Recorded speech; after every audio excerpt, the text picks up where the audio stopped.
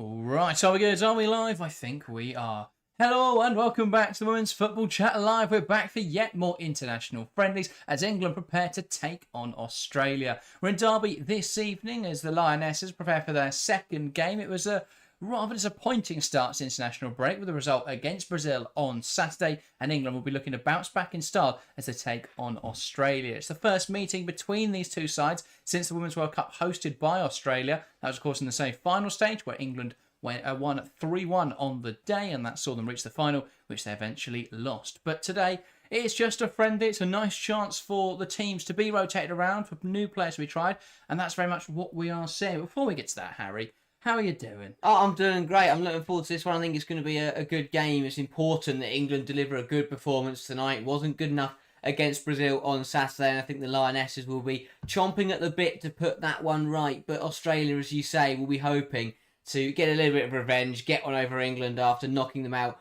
on home soil in the 2023 World Cup. So I think it'll be a good game. I think Australia have got a lot of quality on the pitch tonight. They've got some very dangerous players, especially going forward. So it's going to be another good test for England, who will feel like a win is important. A lot of rotation for England, but I think that's very healthy and very good to see. So yeah, I think it'll be a good football match, and I'm hoping that the England players who have got an opportunity tonight, two debutants as well for the Lionesses, hopefully they can perform and take the opportunities that they've been handed this evening.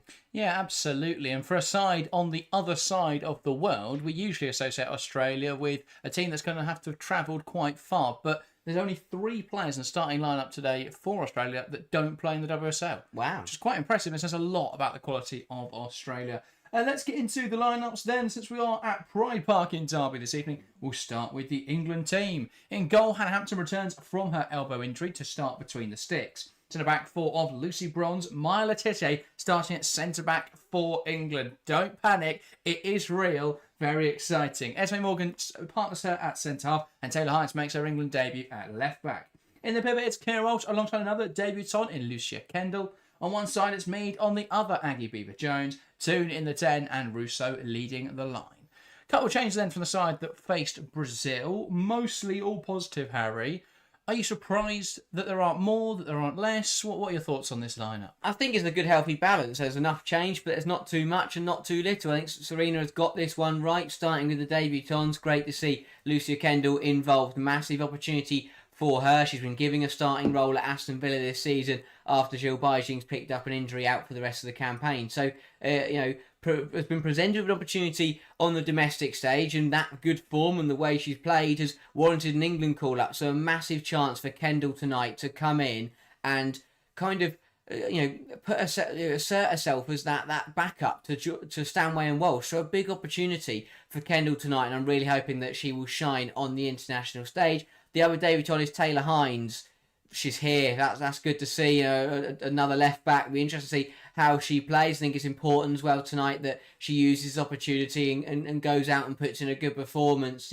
Hasn't really featured for Arsenal this season, and when she did, most notably against Lyon, she was torn apart. So another big game for her tonight, up against a very good Australian attack. So a big test for Hines. And I think it's important that she does perform after making the switch to England duty. She's got to show tonight that she is England quality. So a big night for both the debutants. Maya Le Tissier starting as centre half. It's wonderful to see. There's no one who is sad about seeing that. Brilliant to see that Serena May have backed down on that battle and realised how good Maya Le Tissier is as a centre half. So I'm really looking forward to seeing her in her preferred role, where she is best and where she is one of the best players in the world. So I think it looks good for England. The changes are positive. Great to see Beaver-Jones back in the side as well. So yeah, overall, I think it's good rotation, and England look stronger for it. Absolutely. I mean, you mentioned Le Tissier there, and I feel as someone who has droned on about the fact she should start at centre-back, I feel my take is under pressure this evening, but I have absolutely no doubts about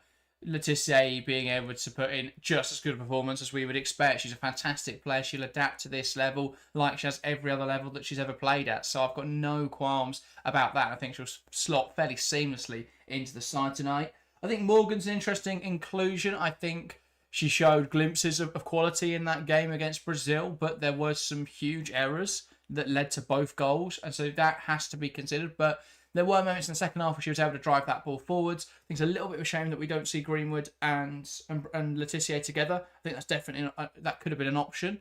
But yeah, I think it's one of those, isn't it, where I think they want to give Morgan that opportunity again to see what she can do when she's not alongside Jess Carter, because that relationship, that partnership clearly didn't work. Will it work now with Morgan alongside Letitia? That's going to be the big question.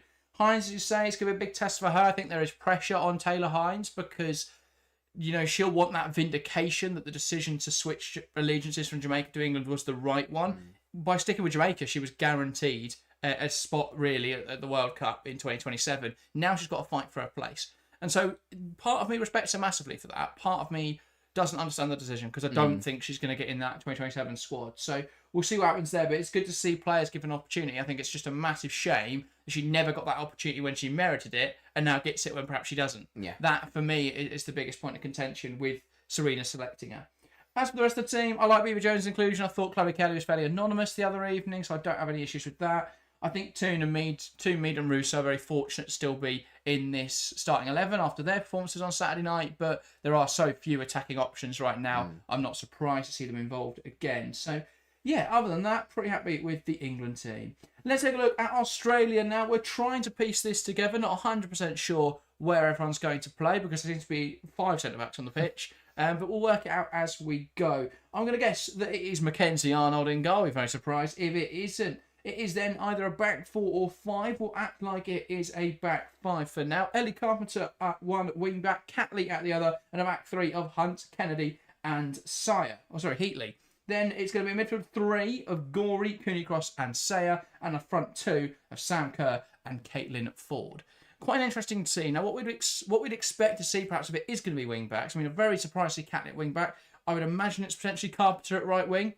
Catley left back, Hunt right back, something like that.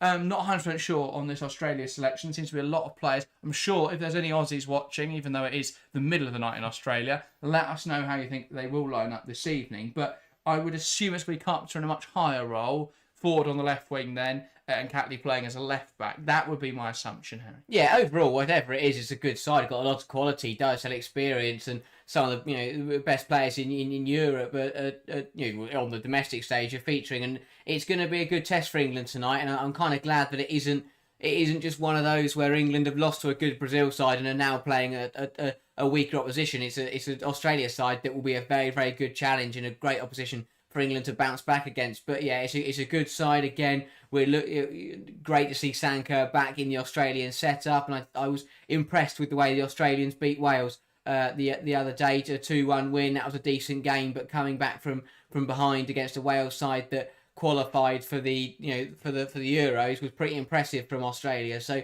I thought they played well in that one, and they'll be looking to take the fight to England and cause them a lot of issues. But it's a good side. They can get the ball into Foord and Kerr and look to cause problems for England in the final third. We saw that England defence got pulled apart by Brazil, and although there are changes for England, Australia will want to take advantage of that. But yeah, I think it'll be a good game. Australia will definitely bring a bit of a punch and look to cause England problems on the break. It could be one of those. Then maybe they could get Australia concerned with they get bogged down too much. But I think it would be a good test for England to have to try and break down a side who are defensively solid, but can also hit them hard on the counter. So it's a good balance. I think it'll be a good test for England to see if they can handle that and put a win on the board. Yeah, Mark Barker, by the way, thank you for getting involved in the live chat, says Alana Kennedy playing defensive midfield. It'd be Cooney Cross then in the 10 behind Kerr. So I can only assume then Sayer on one of the wings, I assume. But yeah, thank you for getting involved. Thank you for letting us know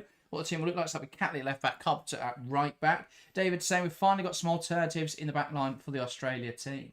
Yeah, I mean, it's looking fairly strong defensively for Australia, as you say. I think they're massively missing Mary Fowler. I think she makes them a much stronger side when she's in this team. She's a fantastic footballer, but she's not too far off now, recovering from injury. So that's really positive, not just for Australia, but also for Manchester City. I think they really lack that creative spark playing from the right wing. So, yeah, that'll be a huge return for Australia. And then you look at that team, and it's fairly complete. It's starting to look really strong now for Australia. So, yeah, hopefully. I mean, we saw the Women's World Cup. They were super competitive, got to the semi-finals. They'll be hoping they can go on a similar type of run when we get to Brazil in 2027. Yeah, exactly that. I think that for Australia, it's now a case of form that you've got a real mix now. You've got a version of Claire Hunt, who's looked absolutely brilliant for Tottenham this season. And again, if she can bring that form onto the international stage, it's giving a massive boost to that to the Matildas team. Sam Kerr, if she can get back to her best, and if she can get firing, that's going to massively help Australia. Cooney Cross isn't allowed to play football for Arsenal, apparently. You've got Cooney Cross, who hasn't played much for Arsenal. Foord, he's struggling for Arsenal. So some people are in form, some people are out. But I guess that's the thing for all national teams. Exactly. I think just across the board for Australia, it would be good for them to get everyone back in form. As I was saying, Kerr, Cooney Cross,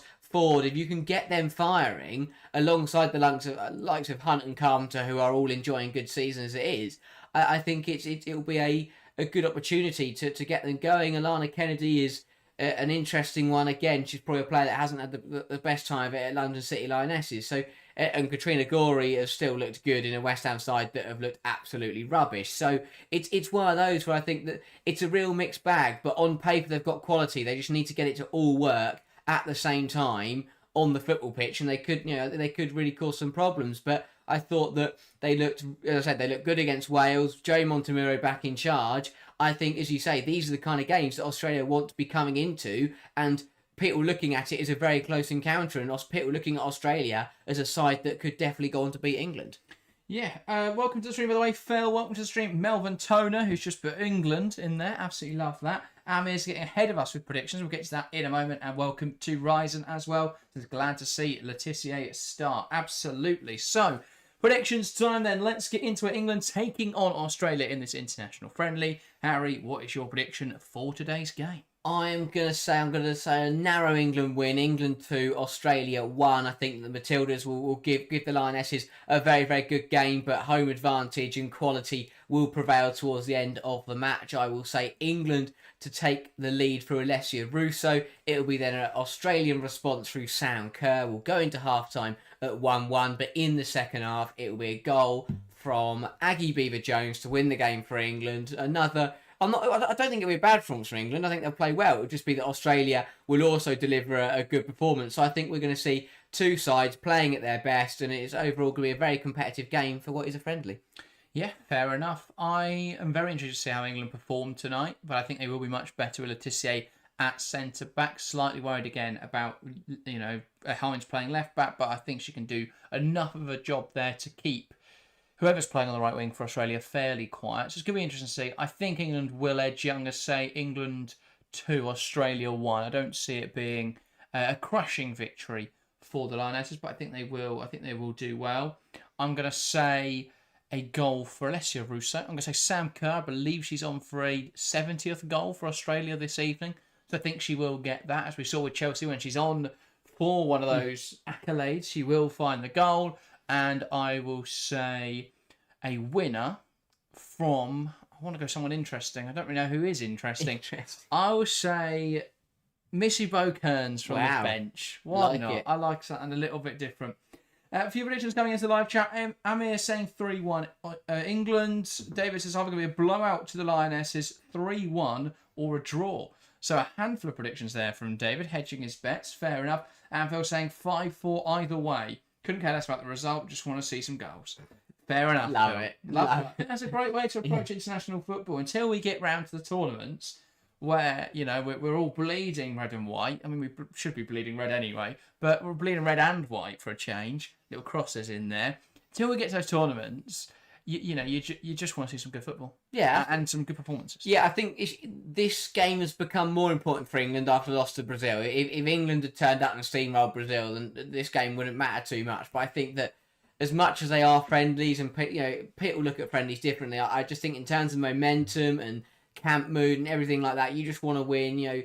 People have already come out with outrageous things about England because they lost one football match, and people saying this, that, and the other.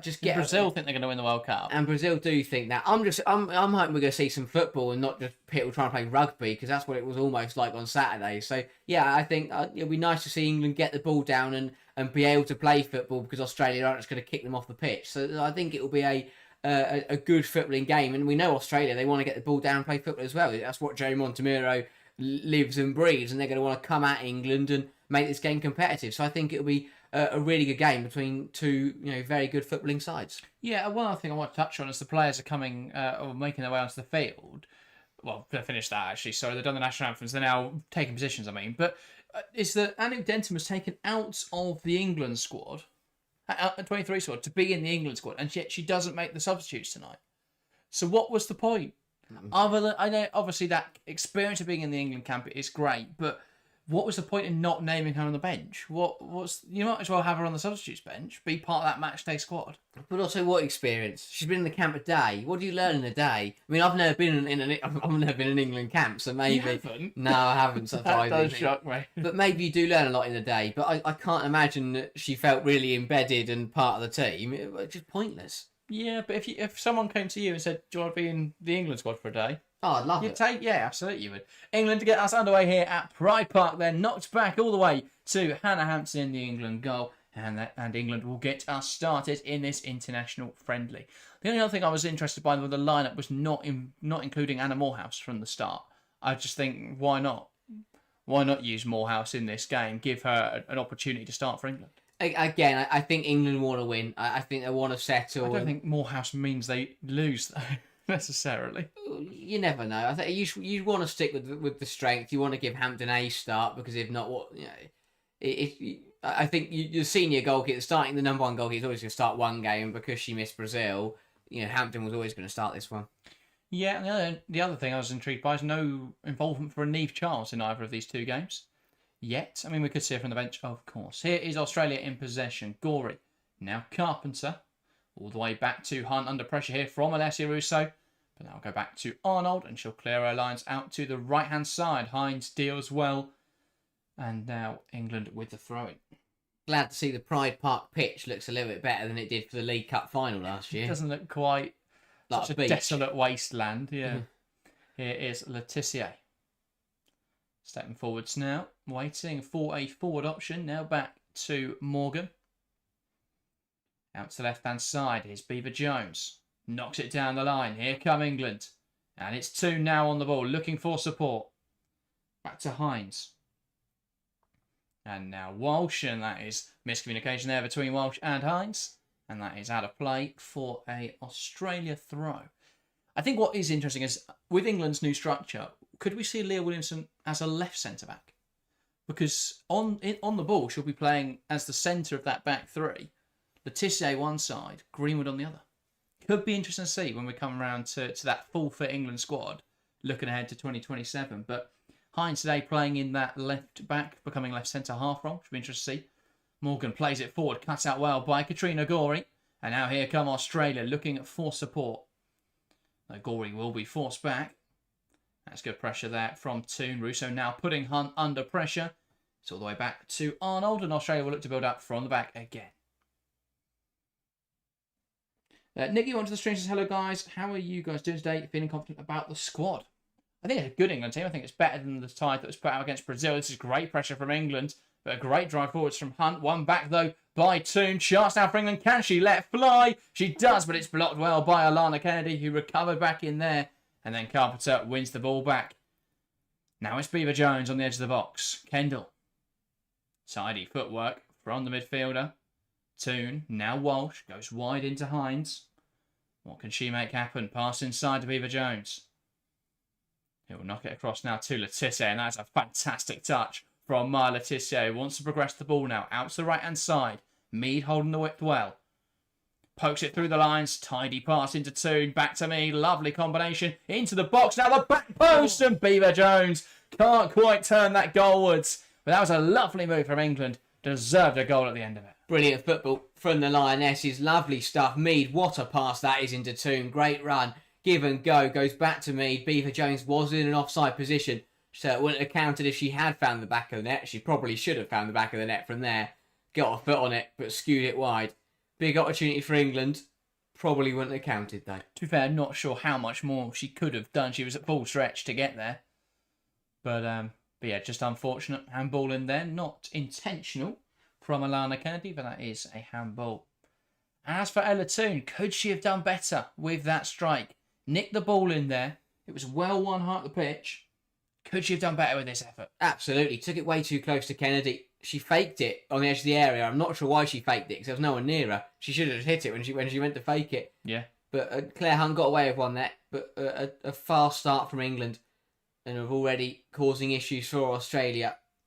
But again, you've got to be careful of those kind of opportunities because when they come and go, you've got to make sure that you don't get, it doesn't come back to bite you. Letitia. Now across to Morgan. And it's picked off there by Katrina Gorey. And now here come Australia. Touches it onto Sayer. That's a lovely forward ball looking for Ellie Carpenter. Cuts out really well there by Taylor Hines. Manages to knock it out of play. Now Australia coming forwards. Carpenter finds Sayer. Back to Carpenter. Again looking for support here, Ellie Carpenter. Good win back though from Kira Walsh. And England will look to break now. Kendall. Walsh again. Here is Hines. Now Morgan. And England doing well here to play out under the press. Hampton, lovely pass to Mead. Flick round the corner into Bronze. Good football again from the Lionesses. Down the line, looking for Kendall.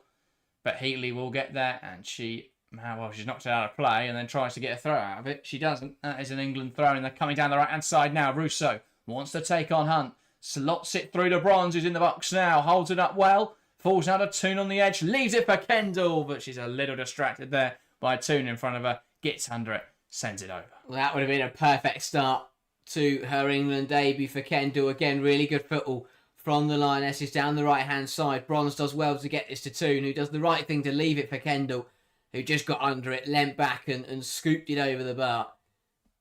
Again, not a player that you would associate with scoring or scoring touch, but yeah, not a great effort. We've seen yet, but you never know. Yeah, Could be a secret weapon. Forward down the left-hand side, and it's Kerr now. And she's got space to drive into Sam Kerr. Morgan recovers back. Kerr wants to take her on. Passes across to Cooney Cross. What can she make happen? Drops it for Kennedy, who'll strike it. An ambitious effort blocked by Kira Walsh. Russo, good hold up under pressure from Hunt. Here's Mead. And England now will take the sting out of this and control possession. Back now to Letitia. Jonathan, welcome to the Strangers. England will find this very tough. We'll be interested to see how they react to the challenges. Yeah, I mean, Australia are a very strong side. I don't think we're under any illusions of that. But yeah, we'll be interested to see how England handle it. Ball over the top now, looking to find the run of Alessia Russo. And Hunt does well there to see off the pressure. Great pressure from Mead, though, who turns it over. Now into Russo. England breaking into the penalty area. Chips it into the box. Looks at Beaver Jones, who heads it just wide of the post.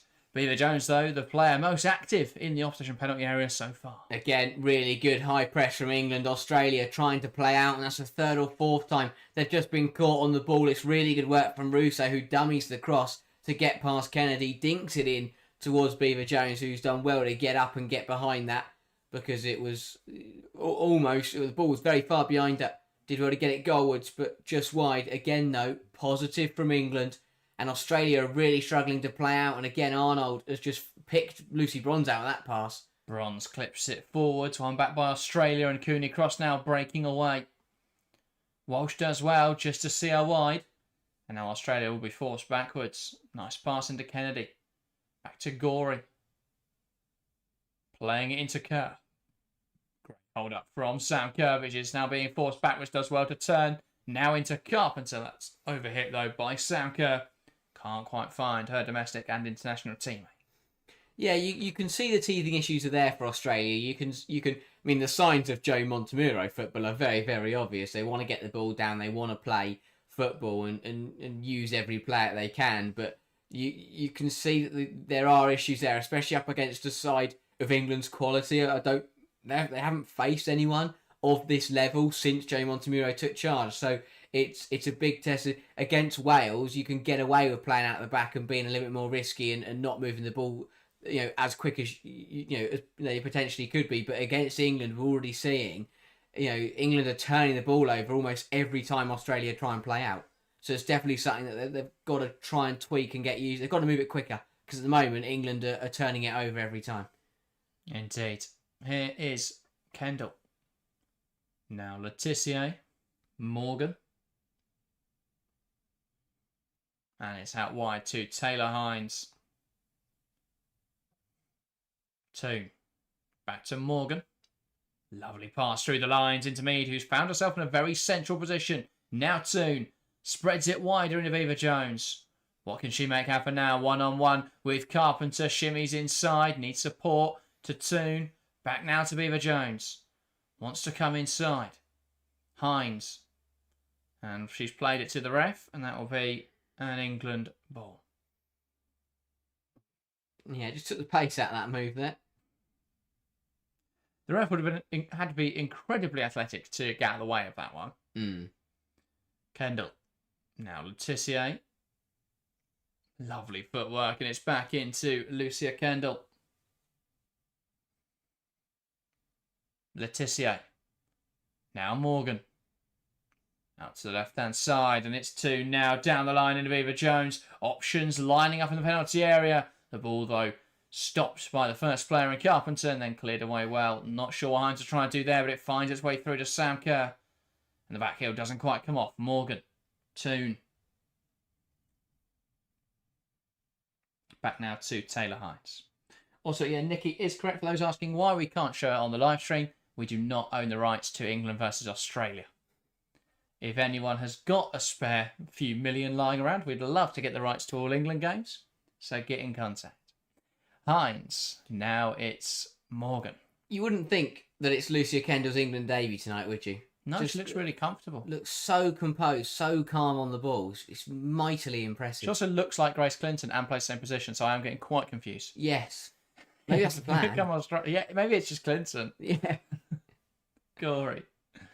Carpenter. No, we did see Clinton before this game coming out with the European Championships trophy. I think we should do that before every game. Between now and the next Euros. Just show off. Yeah. European champions. Get the trophy out. That is, again, Australia struggling to play out from the back. And it's an England throw-in now. Misplaced pass. And so England now building out from the back. Ryzen asks, do we have any news on when LJ might be fit again? Never. It should be next week. Bonpastor said before the international break she's aiming for her and Germa to be back after the internationals. For Arsenal. So that is, yeah. Give them 20 minutes at the end of the game against London City Lionesses. Get them fit, and then they can play Arsenal. Lovely stuff. Here's Taylor Hines, Beaver Jones. Now Walsh. No, I imagine they'll be very careful. Bonpastor will be very careful with them. Champions League games coming up are opportunities to rotate. Eskin St Portland's quite a kind game.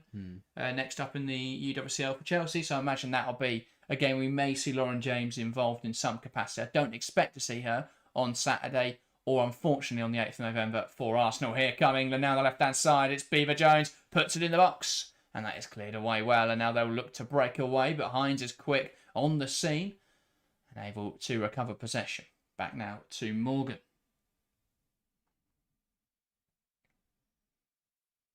Waiting for an option. Now Hines down the line into Walsh. Toon. And Toon now lovely drag back. Wants to take on Cooney Cross. Cooney Cross sticks with her. And Toon is forced back. Here's Walsh.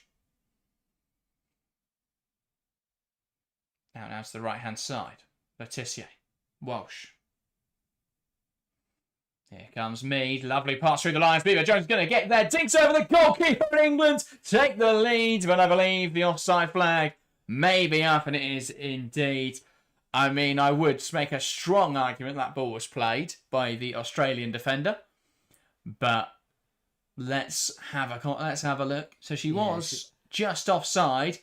I would argue that is a free ball from Claire Hunt. Yeah, but she's offside from the initial ball, which Australia are going to get away with that one. But again, really promising from England. Lovely finish from Beaver Jones, but that isn't going to stand.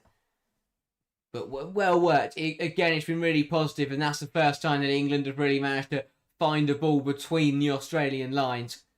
And again, the bright start for Lionesses continues. Thought they had the opening goal, but not quite.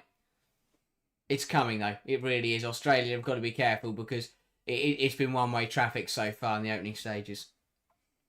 Arnold launching it forwards. Can't quite get the flick on. Does, though, then win it off Morgan. And now Walsh sends it all the way back to Hannah Hampton. Man United, thank you for letting us know. It's still 0-0 between Sweden and Spain.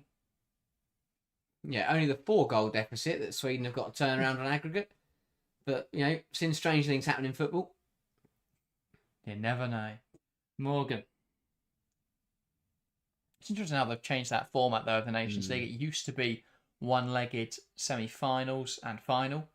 Now, though, to really make the use of both the October and November internationals, that is a slightly elongated format, which no one asked for. No. We don't need 2 international breaks in the first half of the season in a non-World Cup or Euros year. There's nothing happening next summer. I'd rather not risk the injuries in the middle of the WSL season, but there we go. England on the ball. Bronze trying to poke it through the lines. Mead wins it back well. I wonder if something that will be considered, obviously, with the WSL moving into...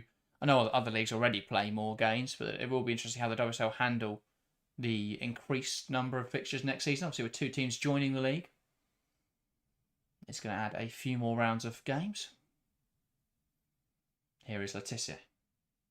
But at least we might not get the 2-week breaks that we currently get from the WSL, where they pair a League Cup weekend with an international break. Laetitia. Now Morgan. Carrying it forwards. Beaver Jones.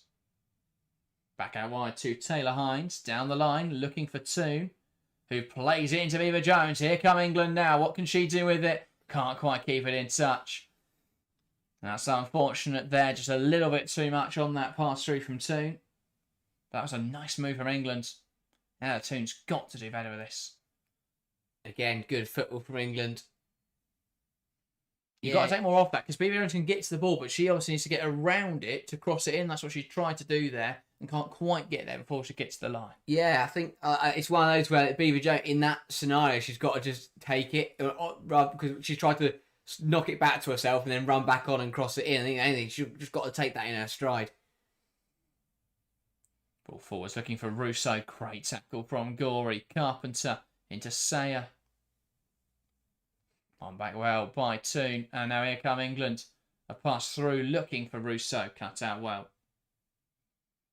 Ball forward again. And Cooney cross now down the right-hand side. And Morgan gets that clear. It's that final ball that England are just lacking at the moment. They're playing well and moving it quickly. And it's been a much improved performance from Saturday. But Australia are doing well to just... The box defending has been really strong. And they're doing well to limit any service to the likes of Russo once England do get into the final third. That's why most of the joy is coming down this left-hand side of Beaver Jones. Yeah, Taylor Hines. Back now to Morgan. And it's now Hampton. Kendall. Morgan. Cut out by Sayers. Out low for an England throw. Hey, she says, good friendly match and training for the big tournaments. True, but I think do we need 4 international breaks a season? I don't think so. Gorey. Not in a season where there's no qualifiers. Hunt. Now Cooney across. Goes back to Claire Hunt. And now Cooney across again. Where is Cooney Cross going here? Plays it into Kennedy, who's lost possession. Russo now breaking away. Kenny drags her down. And is this another red card? I think it might be. And that is Alana Kennedy handed her marching orders. And so for a second international friendly in a row, England face a side down to 10 players. And Alana Kennedy, a player who I feel like I've seen get a fair few red cards, picks up another in this game. Got caught in possession, drags down Alessia Russo. And what else was the referee to do but send her off in that position? I don't know what she was trying to do. A Cruyff turn in the middle of the park. In this moment of the game, I'm not sure why. And she just drags her down, pulls the shirt. And that was always going to be a red card and an England free kick on the edge of the box. Yeah, no doubt. It's one of those where I think in the spirit of the friendly, you can argue for a yellow because the player on the right-hand side may have got round, but it's a really silly thing to do. It is a red card. I'm saying that there's an argument for a yellow, especially because there may have been. It's one of those where the player was very unlikely to get round, but surely in this kind of match, because again we saw it on Saturday, the Brazil red card just ruined the game, and I'm worried that we're gonna have the same problem tonight. But yeah, Kennedy pulls down Russo for on goal, no doubt about it. Good opportunity for England to open the scoring from this. Then we've already seen Beaver Jones score a free kick this season for Chelsea against West Ham, and she'll be hoping that she can find the top corner once again with this one. And well, luckily, in case the cameras don't catch it, half of Pride Park is ready for this one now. Beaver Jones over this free kick. What can she do? As you say, we've seen her with that prowess on set pieces. Steps up, drills it into the wall. Back to Beaver Jones, strikes it well. And that's arrowed home on the rebound. England 1, Australia 0. And not only are Australia down to 10 players, but the foul that committed the red card has resulted in an England goal. Beaver Jones on the rebound, fires home for the Lionesses. Brilliant strike from Beaver Jones and Australia. The red card was completely meaningless now and really costly from Kennedy. Great strike from Beaver Jones. The first free kick was really poor. Tries to go onto the wall never jumped. Bronze flicked it back to her, and Beaver Jones, first time, arrowed into the top corner. And that Kennedy sending off meant absolutely nothing because England scored anyway. And now, after a really positive start for the Lionesses, they've got the advantage and they've got a player advantage and really should kick on to dominate this friendly. But frustration for Australia and Montemuro. Silly thing to do in a friendly from Kennedy because you throw away the game anyway, and the goal didn't stop the goal. So really, really pointless from Alana Kennedy. A silly error, and then even sillier to get sent off and commit the foul after losing the ball. Clumsy thing to do, and Australia are now really up against it. Man, just hate red cards in friendlies. You just lose that ability to analyse how a team plays against a proper opponent, especially two friendlies where it's happened so early in the game, both around the 20-minute mark. And again, it comes like that's why the international breakout for England, because they've learnt nothing. Yeah. But don't worry, next up it's Ghana and China, and that is where we will learn truly what this England side is capable of. Walsh looking to switch the play. That one overhit though, and that'll roll out of play. On our rosters, thanks so much for this. We're in Prague on holiday and we're going to miss both Lionesses games. No worries. Thank you for joining us. And I hope you're enjoying your trip to Prague. Sounds like a wonderful place to be right now. Yeah. But Cynic says Beaver Jones going to get a hat-trick now. That'd be good to see. And Stephen says Kennedy pass used by day. I think Kennedy's an interesting one. I think she's not WSL level. I think she can do a job on City. Here come England though. Ball poked through, looking for Beth Mead. One back really well by Claire Hunt. That's a good challenge. And Australia now are going to be under the thumb somewhat, down to 10 players. Yeah, absolutely. Australia are now going to put 11 players behind the ball, and this friendly is going to end probably 1-2-0 England. I hate to ruin it for people, but that's the reality of a red card in a friendly. It's one of those where I get, again, I said this again in the Brazil game. At the end of the day, if you concede, it's no big deal. Hines, look at a loop at home. Can't quite find the target with that one, or a teammate. Yeah, just slightly between the two. Yeah, a bit of a wayward one. Can't just put it in the danger area and hope that something would happen to it, and in the end, nothing happened to it. But yeah, if Kennedy lets Russo go there, if Russo scores, okay, you're 1-0 down in the friendly, or but she could also miss. Loads of things could happen. It was a really daft thing to do. In the form that Russo's in, I'd have taken the chance. Yeah, but it's just even so, if she scores, you're 1-0 down the friendly. If it's World Cup semi-final with 5 minutes to go, absolutely take her out. But you don't do it in a friendly because now it's pointless for everybody involved. Yeah. Bronze, especially for Kennedy. Yeah. Kendall trying to go down the line, cuts out well. The thing is, it's not even the pullback that frustrates me. It's whatever she was trying to do on the ball. No idea. Here is Mead into Russo. Chance for England. Can she finish it off? Can't quite get out of her feet and strike it with enough venom to trouble Arnold. Yeah, Russo's first touch there was absolutely brilliant, and it set it up perfectly to shoot. And then she took another one that kind of shortened the angle, made it more difficult for herself. I thought her first touch was absolutely brilliant, and she could have used that to pivot off and hit it strike it nicely. Here's Sam Kerr gearing up for the shot. Shifts it across instead, and it's one back now, and England will look to break away. Toon, though, stopped in her tracks and goes back to Taylor Hines.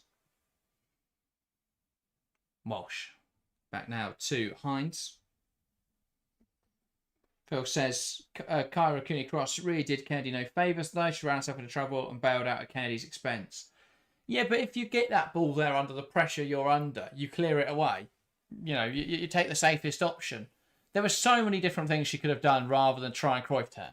Yeah, it's the perfect example of Joe Montemuro coming into this national team and trying to play football that there are certain players on the pitch that aren't good enough to play that way. Kennedy, for example, there's a reason she struggled at Man City last season, because it was possession, it was press avoidant football under Gareth Taylor in a top side, and she just couldn't hack it. And again, we've seen the same tonight, trying to play that Joe Montemuro way of keeping the ball and being able to play passes under pressure, and she's folded and made a mistake. Hines trying to slip it through to Viva Jones. That's seen out really well by Claire Hunt, who seems to be continuing her good form for Tottenham this season, at least in this friendly. And that's the difference. You've got Claire Hunt, who is in good form for Tottenham, but is also playing with a Martin Ho side that Tottenham have been bold on the ball. Claire Hunt is now a much better defender at resisting the press and being confident on the ball, and that's why she hasn't made any errors tonight or put her foot wrong. Kendall into Walsh. Cat Antlers still believing in the Aussies. The game's far from done, but they are at a significant disadvantage down a player. Walsh. Morgan. Now Walsh. Slots it down the line to the run of Luce Bronze. Who can she pick out in the box? Clips it towards the back post. Carpenter gets it away. Only as far as Kendall. That's blocked well. Now a chance for Walsh from range. And that is claimed really well by Mackenzie Arnold. Got down to it. And managed to keep it in her grasp as well with on-rushing England attackers. Again, good move from England. I thought Kendall was going to hit that first time on the volley, but opted to bring it down, laid it to Kira Walsh, who has had a real knack for scoring some belters across the 2020, across this year, really, for England and for Chelsea. And did call that one quite nicely as well. Just trying to work out what Australia have done, because they didn't make a change after the red card. So it's makeshift whatever it is. I'm just trying to work out who's gone where. Oh, Carpenter's now coming down the right-hand side. Hines will try and keep up with them. That's a really good tackle from Taylor Hines. And that's out of play now for an Australia throw. Again, well managed by Hines, who's actually looked okay. And this is the thing with Taylor Hines. I think on her day, she can play very well. And in the first 25-odd minutes here, she's looked really comfortable. I think it's helped that Australia don't have a right winger. True, if that was Matthew Demonet, then, well... If that was Mary Fowler, I would be worried. Scare at the front post. Not a bad effort. A cheeky attempt there against Hannah Hampton. Hampton got to it well. Hampton can joke and laugh about Kerr with it now, but if that had crept in at the near post, I don't think Hampton would have been laughing about it. I like that from Kerr. Unorthodox, trying something different, trying to catch Hannah Hampton out. But a good save. Exactly what you've got to try. Jorge Oliver Myers playing right back. She's not. She's playing centre back. And Serena isn't an awful manager. She's won 3 European Championships and reached 2 World Cup finals in her career. I think she's doing all right. But yeah, Letitia's looked really good at centre back, to the surprise of no one. So, corner out for Australia. Catley over this. And who can she pick out in the box? It's a well-driven effort into Foord, back to Catley, who did get back into an onside position. Apparently not. And the offside flag is up. That's poor if that is indeed offside. Yeah, I'd like to see a replay of that, because there was one player in the England penalty area that appealed for it, and I think it was Esme Morgan, but I think she was the only one playing her onside. No, to be fair, she was just off. So, I take back my comment. Poor from Catley, let's get back onside. That's really sloppy. Terrible routine anyway, drilling it, just rolling it into the front post. Hines into 2 now. Drives inside. That's a brilliant pass into Viva Jones. Who can she pick out in the box? Sent all the way back there. Not sure who the intended target was with that cross. And now it's with Letitia.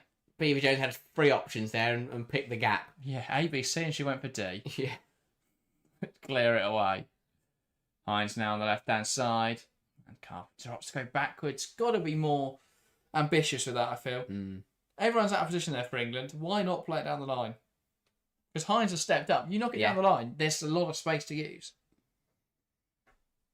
I feel sometimes you can be overcautious when you've got 10 players on the pitch. Here is Hines, who's been given a little more attacking licence since Australia lost a player. It's more of a back two now in possession for England rather than a back three. Here is Bronze. Now Mead. Lifting it into Walsh now. Back out wide to Bronze, who clips it into the air. And it's in to the hands of Mackenzie. It's just been really tidy from England. In the pockets, the football has been absolutely brilliant. It's 1-2 touch stuff, and you've got Ella Toon in there who has been absolutely brilliant tonight. And then it's Mead running in. It's just all over. The football from England has been really good tonight. 1-2 touch stuff, pulling Australia apart. It's become easier. Obviously now with the extra player, but overall really good football from England. Here's Alessia Russo. Now Beaver Jones. Kendall. Toon could strike it at Ella Toon. She's got that one all wrong. And it's interesting. Toon's so good usually at striking the edge of the box. Like the second one tonight, where she's just got it all wrong. Yeah, I thought the first touch was brilliant because the pass from Kendall was a little bit ahead of her. She really had to trap it, but in terms of bring it, she did want to bring it down, but it wasn't a touch that then led to a shot. It was a touch that then led to her to run onto it and look to take players on. But looked really good tonight too. Just needs that final ball or that final effort to end up in the back of the net. Hines into Toon. Nice pass into Kendall. Back to Mead, and that is blocked away well. One back up the pitch here by England, and there is a foul in there as well. Denise Barry says at least the left-back situation has been solved. Yeah, we know that Greenwood will play there at the next World Cup. So that's good. No, it'll be interesting to see who's selected. I mean, I want to see a lot more of Taylor Hines. I don't think she should be starting for England at a major tournament. I think that would be... She'd have to have a huge improvement over the next 2 years or 18 months to be even in the squad. But I think she can fight for her place. And if she can become Arsenal's starting left-back, then she's got to be considered. But I just don't see her even getting in over McCabe. And I don't think McCabe would necessarily start for England. So... Yeah, I think with Charles and the way that left back functions in possession for England, I think we'll just see Greenwood play there until there's another left centre half who's able to do it. But yeah, unless obviously the system changes, that is the other thing that could happen. But even then, I would rather see Niamh Charles in that role. So yeah, we'll see what happens. Here's Beaver Jones. Now Walsh onto Kendall. Chance now for Toon, which just clipped it past the post quite considerably. It's almost got to the point where England are rushing it a little bit. Yeah, like that's really good football there, but again, is that a shooting opportunity for Toon? Yeah, it is one touch, really tidy stuff. Kendall lays it into it, but again, that's not an opportunity to hit it from. I don't know what's happening with Toon, to be honest. I think this season she has been the best version of Toon I've ever seen for United. I think Park gets the best out of her, but tonight playing in that more central role. But she's in the same left half space that she operates for Manchester United, so it's really interesting. To be fair, it's only been the final efforts, to be fair. I think she's been absolutely brilliant linking up and playing football. She's been phenomenal. I mean, I'm talking about the international break as a whole. I thought she was pretty awful in the Brazil game. Yeah, but who wasn't at the end of the day? Everyone in English out was rubbish, to be honest. Yeah. I think of a player that did well. Yeah. But yeah, I think it's just been that final ball across the board for England is probably what's stopping them being 3 or 4 like that. Yeah. I find it interesting because Toon usually plays, even in seasons where she's not been brilliant for United, I think she's done really well for England, but it seems to be slightly different, where she's doing really well for United at the moment, and I don't think we're getting the best out of her at England. Just very intriguing because the role is fairly similar. The situations are fairly similar. Yes, difference is some of the players around you, but Toon onto Hines. Backheeled to Ella Toon. Now Beaver Jones. Morgan. Here's Letitia. Clips the ball forwards, but no one's going to be able to get to that run. And it bounces out for an Australia goal kick. But yeah, I mean, this is one of those games now where England are having it all their own way. It's very difficult to get a gauge on a lot of things. 74% possession against Australia is frankly ridiculous. Yeah. You're never going to get that again. But yeah, I mean, England, I'll be interested if the attacking players can really capitalise now on Australia being down to 10, because the fact it's only 1-0 is slightly disappointing. Yeah, it's a shame for Australia because that possession's even more ridiculous when you consider that this is now an Australia side under Montemiro who want to have the ball, but obviously they can't tonight because they've lost a player, and it's really ruined them having an opportunity to show the quality they have got in their team. Walsh, that's headed away well by Carpenter. Sayer. Carpenter again. And Hunt. And Sayer's not quite able to get there. I think she's one of the players who struggled tonight, Sayer. Just looks slightly behind the ball every time. It just feels like for Australia, she's certainly not a right winger. No, it just feels like they're a couple players away from being one of the top nations. I think they're a Mary Fowler and a defence midfielder away. Yeah, maybe that being really up there. But then they were semi-finalists at the last World Cup. I think that they are in around that conversation anyway. Yeah.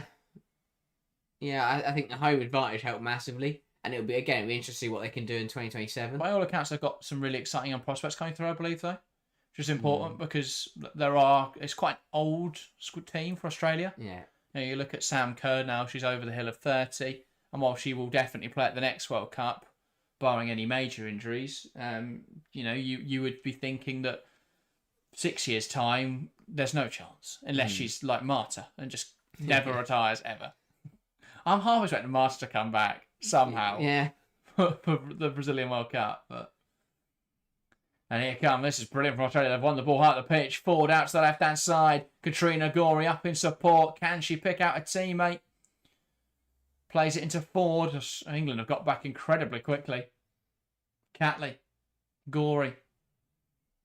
Australia's first chance since the card, really, to get into the England half.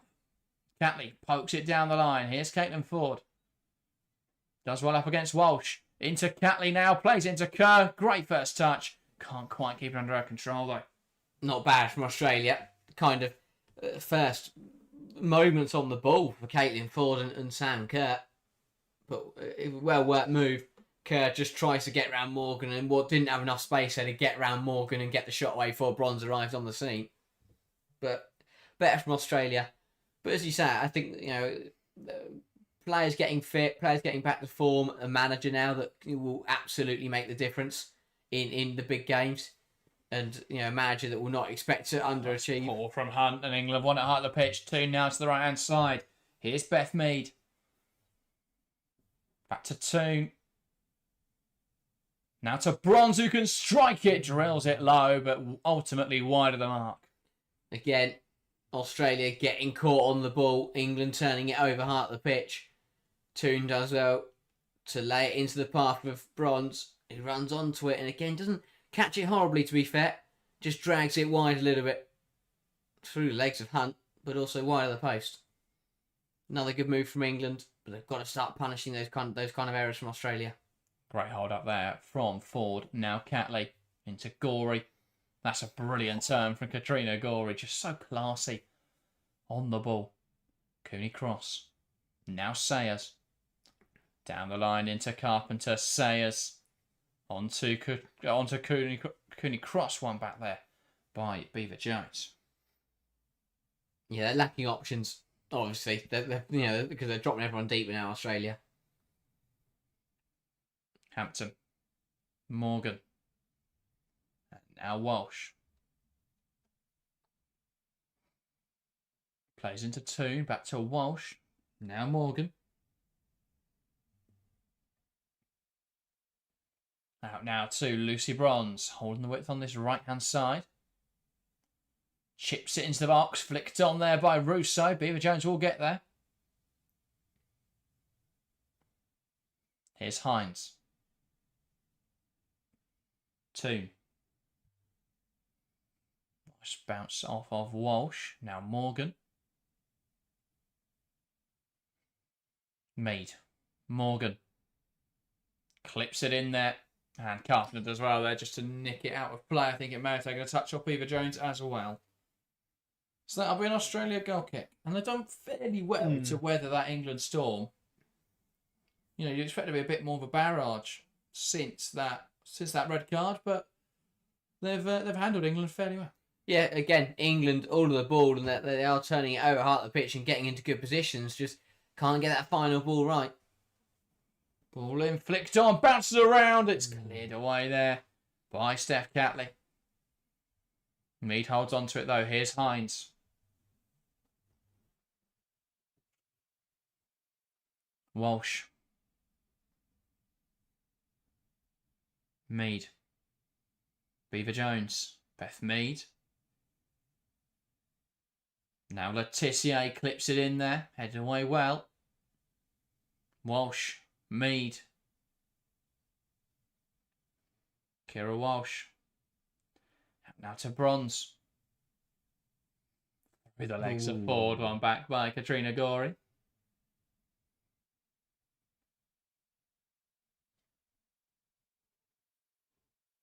Back now into Morgan. Walsh.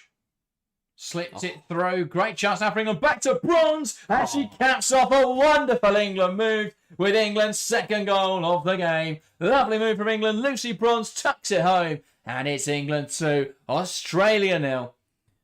Lovely attacking move down the right-hand side. 1-2 touch passing. And Lucy Bronze finishes it off. Brilliant football. Absolutely brilliant from England. So smooth, so silky. Just cuts through that Australian backline. Morgan brings it up, lays it into Walsh, who picks out a brilliant pass into Ella Toon, who cuts it back, perfect cut back, right way to ball, and Bronze doesn't try and blaze it, doesn't try and smash it through the back of the net, just rolls it into the bottom corner. Lovely football all round from England. Again, Brighton took a couple of defections on the way, but still finds the back of the net. Really good from Bronze, really good from England, and a very well-deserved second goal again. Toon, the architect, and England, a big important second goal because the pressure had been mounting, but just needed that extra cushion. Really good football. Finally found that final ball. Yeah, indeed. And that is a drag back there on Foord. That's an Australia free kick. Nath, welcome to the streams. A 6 a.m. hit in Australia. Go the Matildas. They're not pretty happy after that one, I assume. But welcome to the stream. Admire the dedication, getting up that early to watch your team. Love it. If I'd woken up that early just to watch Alana Kennedy get sent off, I'd go back to bed. The red card on, yeah. I'm done. Australian possession. At 6 a.m. though, there's not really much point going back to bed, is there? That's what it tends to be. I believe is it 3 a.m. I think it's 3 a.m. in Perth. I might be wrong, but it's 3 a.m. somewhere. If I'd woken up at 3 a.m. to watch it's always 3 a.m. somewhere. Yeah, in Australia. But it's high. Yeah, if I'd woken up and seen that red card, I'd been very disappointed. Walsh. Holds onto the ball well and managed to evade the pressure of Claire Hunt. Here is Beaver Jones. Great drive forwards. Who can she pick out? Looks to switch the play now. Kerr heading it down, and here's Gorey. And launched forwards by Steph Catley. Bronze. Toon round the corner into Kendall. Toon again, breaking the box. The cutback isn't great though, and Cooney Cross wins it back. And plays it forwards into Foord, who flick it past Morgan, and here come Australia now. Foord wants support. She's got to take on Morgan herself though. And that is a part across into the box. It's not going to find anyone. And now England can look to play out. Mead. Carrying it forwards. Back now to Kendall. Really sharp debut though. You mentioned it earlier in the stream, but Kendall taken to her England debut really well. Mead. Bronze back now to Mead. And it just shows with Kendall, it's all about opportunity. It's all about belief. Because if Natalia Arroyo hadn't given her that opportunity after Beijing's got injured, then would Kendall be playing for England right now? Absolutely not. So massive credit to Arroyo for putting trust in Kendall, being rewarded, but also that now, it could have changed Kendall's career. Given the opportunity to shine in the WSL, has absolutely taken that, and credit to her for that as well. And, got an England call-up, deserves to be part of the camp, starts tonight against Australia, and looks absolutely brilliant in this first half. Yeah. I think that trust started really in the summer when, rather than going out and bringing in another defensive midfielder, there was that trust placed in Lucia Kendall. And, well, it's being rewarded because she's been brilliant for Aston Villa. And now she's showing it on the international stage as well. Here's Bronze. Whipped into the box, blocked away by Catley. Here's Letitia. Walsh. Mead. Wants to come forwards. Now Hines. Beaver Jones. Gives it into Walsh. Clips it into the penalty area. No one for England. Quite able to meet it. It's incredible, though, how just a couple of tweaks for this England side. It's not wholesale change, just a couple of tweaks, and it looks so much better. There's still roles and individuals in positions who aren't quite perfect profiles where, if you had someone who was more suited to that role, it's going to look like a better team. But just bringing Bronze back in, giving the width on the right-hand side, giving that attacking purpose. Letitia at centre-back, giving that solidity, someone who can progress the ball with their passing. Bringing in Kendall, a bit of energy in midfield. Bringing in Beaver Jones, who's been electric so far, especially compared to how static Chloe Kelly was. Just those couple of changes made England so much more solid. And you think, with a proper left centre-half, playing in that left-back role and with the right winger who wants to cut inside more than Mead does, how good could this England team look? Well, here is team. The thing is, looks to strike it, better strike this time, but it's blocked away by Hunt. It's gone from Saturday where it was like, oh dear, this is not very good for England. Where we're now, but now we're sat here thinking, I'll tell you what, once you add Williamson, James, Hemp to this, Greenwood to this England team, you can see how it's won back-to-back Euros. You can see how there should be such belief and promise going into the World Cup and just in the future, because it's a very complete national team. Yeah. Just fullbacks. There's not much depth. Hines into the box. Punched away well. And now Morgan. And that's blocked well. Is Hines again, though. Mead. Oh, I was worried. May have just wandered offside, but she hasn't. Here's Walsh. Lovely pass into the box. That's cut out well by Mackenzie Arnold. And that will bring an end to the first half. England 2, Australia 0. Beaver Jones broke the deadlock after Alana Kennedy's red card gifted England a free kick. Beaver Jones' effort struck the wall, but she finished the rebound well. And then it was Lucy Bronze with the second to hand England a 2-goal advantage coming in to the break. Really good half from England, exactly what it needed. Not good enough on Saturday against Brazil, but a very good reaction against an Australia side that, let's give them their credit, have not been bad. They've really not been helped out by the Alana Kennedy red card after 20 minutes, but have reacted very strongly to that, and they've held firm to deny England, an even larger margin of victory at the moment. So yeah, credit to Australia because they've hung in there and made it difficult for England despite that player advantage for the Lionesses. But really good stuff from England. Wiegman making changes going into this game, understanding that changes were needed after the loss to Brazil, and they've all been positive ones. Really good stuff, and mightily impressed with how the Lionesses have come out tonight and put right a lot of wrongs from Saturday. It looks more complete. It's all stuck together tonight. It looks more linked up. Everyone looks more comfortable with the ball at their feet. Everyone is more settled. The attacking moves, the goal, the second goal especially, but overall the moves coming forward have been so just liquid football. Everyone linking up. Everyone just seems to be on the same wavelength tonight. On Saturday, it looked like every player was out there for themselves. Tonight, it looks much more... Not any of the players are out there. That is true, but tonight it looks much more like England are playing as a team, as a unit. They're defending well. They're moving forward together. They're linking up really nicely, and it's made it very difficult for Australia to really keep up with them, even without the red card. England were very much on top in that first 20 minutes and were looking to take control of the game. That red card kind of helped England open up Australia a bit more and stretch that back line even further. But really good football from England. The creative players are popping up all over the place, and I don't think anyone's put a foot wrong yet. So a really positive first 45 minutes for the Lionesses. Yeah, absolutely. Nath commenting from Australia saying we're no chance without Mary Fowler. Australia definitely lacking someone on the right hand side who could be a bit more of a threat. I don't think Sayers, clearly isn't a winger. Really, isn't really offering. Because if you get someone running at England's left hand side, I think there is a vulnerability there. But they haven't really had anyone running down that flank. I think that could be an area where as Nath says, if Mary Fowler's there, Australia look a much better side. Sham says thoughts on Kendall so far.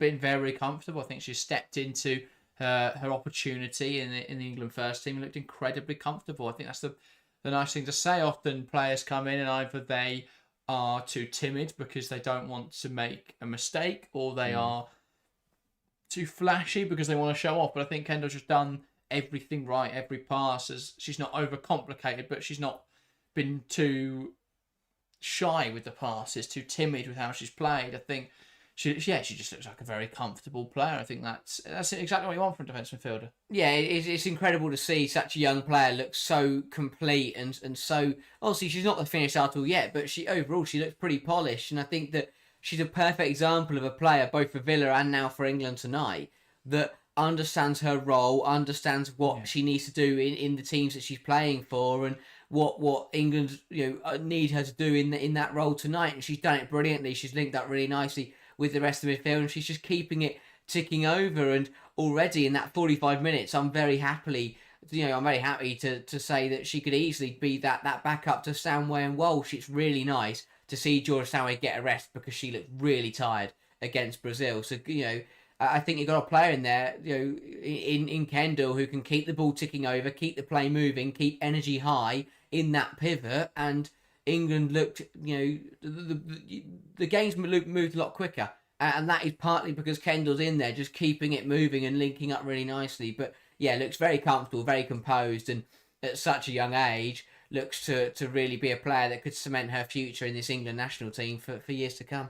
I think she's just so well rounded, but she doesn't stand out in any area. Which is I think that's why at a young age you don't really get noticed by those top teams, because they're looking for that sort of star quality.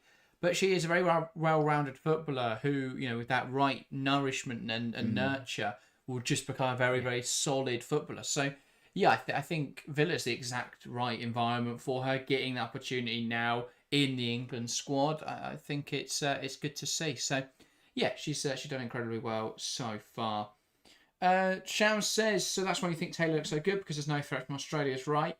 Yeah, it definitely plays a part. I've watched Taylor Hines get ran at before, and it usually doesn't go particularly well. So, I don't rate players off. I think if she improves in the next few years, then yeah, definitely should be part of the England squad. But from what I've seen of Taylor Hines through years of watching her play football, I've never seen anything that makes me think that she should be in the England squad. That's where my surprise around her inclusion comes, because I think there are players who do get it on, who merit that inclusion, who don't get it. And there were moments where Hines was at Liverpool, occasions, games and runs where she didn't play too badly. Perhaps it would have been deserving. She's not in this moment deserving of being in the England squad, but she's moved to Arsenal. So that is how you get in, really. Phil says, funny how it's only the Arsenal players are the issue. I know. If we pick less players from the team fifth in the league, we'd do all right. Sorry, any Arsenal fans watching. That one was just to annoy Phil. But yeah, I think a lot of the problem is when you're not doing well at a club level and you come into this international environment, you're perhaps not playing with that same confidence that you normally would. Russo's been through on goal at times tonight and perhaps hasn't looked as sharp or hasn't made that movement to get into those right sort of positions. I think who else are at Arsenal? You've got obviously Taylor Hines. I don't think she's England level anyway, but I don't think she's done anything wrong this evening. Hasn't had much to do. And then it's Beth Mead on the right side. I don't think Beth Mead's done poorly, but I think Lauren James is a much better player, as is Jess Park, and they both are much better tactical fits for what we want from that right hand side. Yeah, so it's one of those. Well, I don't, as you say, I don't think they've played well. There's nothing, no doubt about it. Tonight they've done very well. I think Beth Mead has probably been the best out of the three of them. Has done well to link up in those middle areas, and her coming inside and joining Toon and letting Bronze bomb on, and it's worked really nicely. I think that Mead has done a very good job tonight. Russo, again, I don't think has done badly. It's the final ball across the board for England could be a little bit better. in terms of that finished article, as you say, Russo's had a couple, Toons had a couple, Beaver Jones 1 or 2 here and there as well. So it's one of those where England could have scored a lot more, but at the end of the day, that's not a problem. They're creating the chances, and we know how good those players are. So I don't have any doubts about England's ability to score goals, because if those 3 players I mentioned there, if they get the same opportunities in the second half, they're 100% all going to score at least one of them. So yeah, it's one of those where not too worried at all. Yeah, it's one of those times. But the thing comes with Hines is that, as you say, I think that she's played one game for Arsenal this season. Yeah, Niamh Charles just has to sit there and watch her play football. That's the biggest frustration for me. Is I don't think you can't call up a player when she played 90 minutes and got torn apart against Leon. Even if she played 3, even if she hadn't looked good, if she played 3 or 4 games, then absolutely. But it's just one of those. I don't think Hines is above Charles in the pecking order. But this is what games like tonight are about, to give her that opportunity to show her quality and show that she does have a place in this squad, and she's done very well. I think that, again, it would be interesting to see her up against a bigger test, and it also comes down to that combination of defence, because if you put her in with Carter and Morgan, like we saw against Brazil, does she help that defence? Just a hint. So it really depends who you're playing with as well. So it's a difficult one, as you say. I think there's no need to write any player off after 45 minutes or after 90 minutes. She's made a big decision. We said at the start that she's got to back that up, and so far tonight she has. But again, it would be interesting to see, later down the line in more friendlies and in more qualifiers, that if she does get called up, can she deliver against different players and different wingers that want to do different things. So yeah, it's definitely.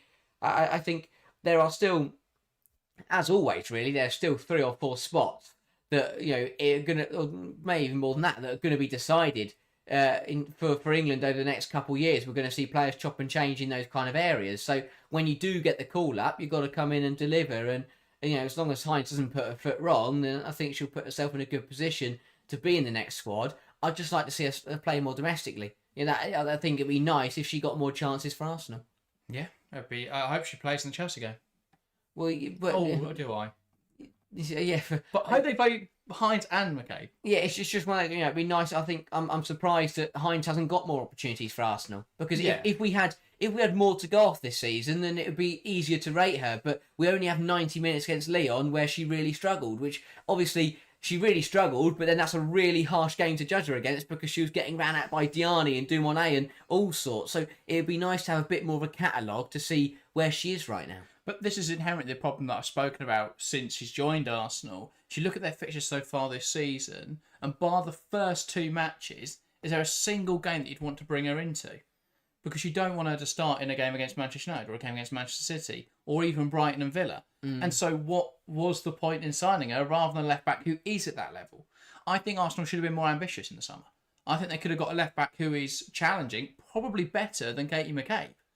I think that is what Arsenal should have been looking at doing, but instead they looked at who was available on a free, and they brought in Taylor Hines. Obviously, she's ex-Arsenal, and they love bringing in players who came through their academy. They did the same with Chloe Kelly. I think the same point can be made about Chloe Kelly. I think they could have aimed a lot higher with who they could have brought in the summer. But there we go. There was a question that I liked. Sham saying you rate her above Mace and Simmons, referring to Kendall.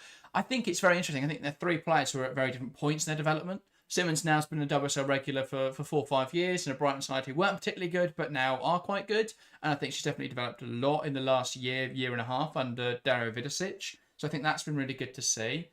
I think so. She's the most furthest along in her development, but she hasn't really been given an England chance because she's been a staple in the 23s. But Kendall sort of leapfrogged her, and so has Mace in those moments. And I think it's difficult. I think all 3 of them are players who can contribute for England and perhaps will contribute for England. I just feel that Simmons is possibly one who will just get overlooked, be that sort of unlucky player, because she won't. I don't know if she'll get in before Walsh retires. I think once Walsh retires, you'd expect that there's players coming through who are 16, 17 now, who will then be established WSL players by the time Walsh is retiring from the England squad. So I think Simmons is one of those who could be jumped, because right now I'd say that Mace and Kendall are probably already ahead of her. Possibly, with Blinker de Brown moving to a defensive midfield position, possibly Blinker de Brown, possibly Mr. Burkans as well. So I think there's it's difficult now for Simmons, but I don't think it's a bad thing that they'll have so much depth there, because if you've got injuries, that's fine. as Phil says, though, Ruby struggled so far. Ruby Mace has really struggled for Everton so far. But Everton have just been, again, a really difficult one to assess because Everton have been really poor. But I think that's the case for a lot of the players down the bottom. I think there's some good England players that play in the bottom half of the WSL, but because they play for those weaker sides, they don't look particularly good in those teams. Yeah, again, it's what I said a moment ago. It'd be nice to see all three of Kendall, Mason, Simmons get the opportunity to impress, get called up, have 2 weeks in the camp, and have a chance to show Vegan what they've got. Because I completely agree. I think Mace is the best example because I think that, when she was playing at Leicester and when she did get called up last season before her injury, she looked absolutely brilliant. She came to the side and looked really, like Kendall has tonight, looked really comfortable, looked really composed in that pivot and looked brilliant. But as Phil mentions there, this season, after come back from injury and this season at Everton, really hasn't looked good enough. It's just unlucky, isn't it? Because I think if she hadn't got injured in that moment, she'd have been in the Euro squad. Yeah. I think she would have played at least a game, maybe more at the Euros, given that there were injuries to Stanway, who, was a little bit touch and go at times, but had to play through them. I think she would have got more opportunities. Would she have got a better move potentially then than Everton? Would she have, been going higher up the table? Possibly so. So it's one of those where it's difficult, but I think they're all, there's so much quality in that England midfield. It's difficult to pick between them, but yeah, I think there's a lot of... I really like Ruby Mace. I really like Kendall. I think Kendall, because of how good she's been this season, though, is edging it at the moment. But yeah, it's difficult. Don't want to be too reactionary because before this season, you'd have never considered her, in that same conversation. But she's really quickly emerged on the scene. She's looked really sharp tonight. So, she's going to play herself into contention, possibly, for the next World Cup squad. Yeah. So... yeah, I think England. It's an area that England needed depth. It's an area now that England have depth, and so that's really exciting. But yeah, we'll be interested to see what happens there. Sham said Blinker Brown's better than all of them. Yeah, that's the other interesting point. What happens now with Blinker Brown, because she's moved more defensively for Man City? Will they do that in the England squads? I'm not sure what the plan is there. We haven't seen enough really of Blinker Brown play for England. I'm surprised with how little opportunity she's been given, but yeah, there we go. Anyway, changes for England. Niamh Charles is on then. I think that would probably be at right back, you would assume. I'd like to hope so. I hope Bronze isn't playing anymore. Let's give her a rest. And so just Charles, the only change, and it does look like she's playing on the right-hand side of the pitch, just based on her body position, and it does. She is indeed at right back. I think that's good. Bronze coming off at half-time. She's played a lot of football considering she's only just back from injury. And it is Australia to get us back underway. Kerr knocks her back and underway for another 45 minutes here at Pride Park. It's England taking on Australia in this international friendly. And, they call them friendlies, but so far 2 red cards in 2 games. Yeah. For the opponents of England, haven't been particularly friendly. Cooney Cross. But good for Bronze, because that means she's only played 50, 60 minutes across 2 games, which isn't bad at all, as she's building back her fitness. I expected when she got called up by Wiegman that she'd play 180. Yeah. So very happy to see that she's been given the appropriate amount of rest. There was also a question about what will happen now with Chelsea's fullbacks. Not a lot. I think we'll see Bronze used at both right back and right centre half. Again, I think Chelsea want to have those options. Marcelo wants to have those options now of different formations. That's a great win there from Kerr, nicking it off. Kira Walsh, here come Australia. Touched it onto Foord. Wants to take on Letitia. That's a really good win in there from Kendall. And now England can play out. Mead shifts it in 2-2. Sharon says, in my opinion, I think Serena wants a midfielder who's strong defensively. I think that's the weakest part of Ruby Mace's game. Yeah, I think that's a good point. I think when you consider that it's a Walsh replacement we need more than anything else, because Clinton can play that Stanway role. I think that's probably true. But yeah. But then we're seeing Kendall in the Walsh role, in the Stanway role tonight. So again, we're still not seeing England without Kira Walsh. Yeah, it's $1 million question. I do agree. I think that's why Mace has struggled a bit at Everton, because I don't think she's a luxury player, but I think she's a very pretty player in terms of she wants to play nice football and knock the ball around, and it's liquid and it's flowing, and it's not that kind of hard graft. Well, at Leicester, they always pair her up with someone like a Takarada. Yeah. Whereas at Everton, she's been paired up with a Rosa Van Gool, and Van Gool wants to get forward. So you've got 2 midfielders there who function very similarly. This thing, I think Everton spent a lot of money, but how much sense was in that transfer window. Yeah. Gorey there with a lovely pirouette, and she has managed to win a free kick out of it. Yeah, let's say that. Bringing her down is a bit of a weird one to deal with because Gorey was just coming forward. It would have been a clean tackle, and Gorey's done very well to win a free kick there. Just a bit of a weird one. I think the other debate is obviously Missy Kearns. Again, the fact that she also now been jumped by Kendall, both playing for Aston Villa, both shining. So the fact that Kendall's been given the opportunity tonight over Missy Kearns is interesting. I guess Kearns has been in England camps before. True. I don't know how many minutes she's played for England. I'm not sure if she has actually played any, but she's been in England camps before. So Beeman would have got an understanding of her, playing in friendly matches, in training matches and stuff like that. Sorry. So, yeah, but I think it's just a case of giving Kendall that opportunity tonight, rewarding form. I think that's one of the biggest things she's been criticised for. Here's Rousseau looking to cut it back. Beaver Jones down in the box. Can she wriggle to create an opportunity? Back now to Mead. Charles. Letitia. On to Morgan, out now to the left-hand side. And it's Hines. Put in there by two. Not a bad ball. Head away well, though, by Hunt. And now here come Australia. Kerr, great hold up. On to Foord now. Being hounded by Kira Walsh. And it's back now to Hunt. Gorey.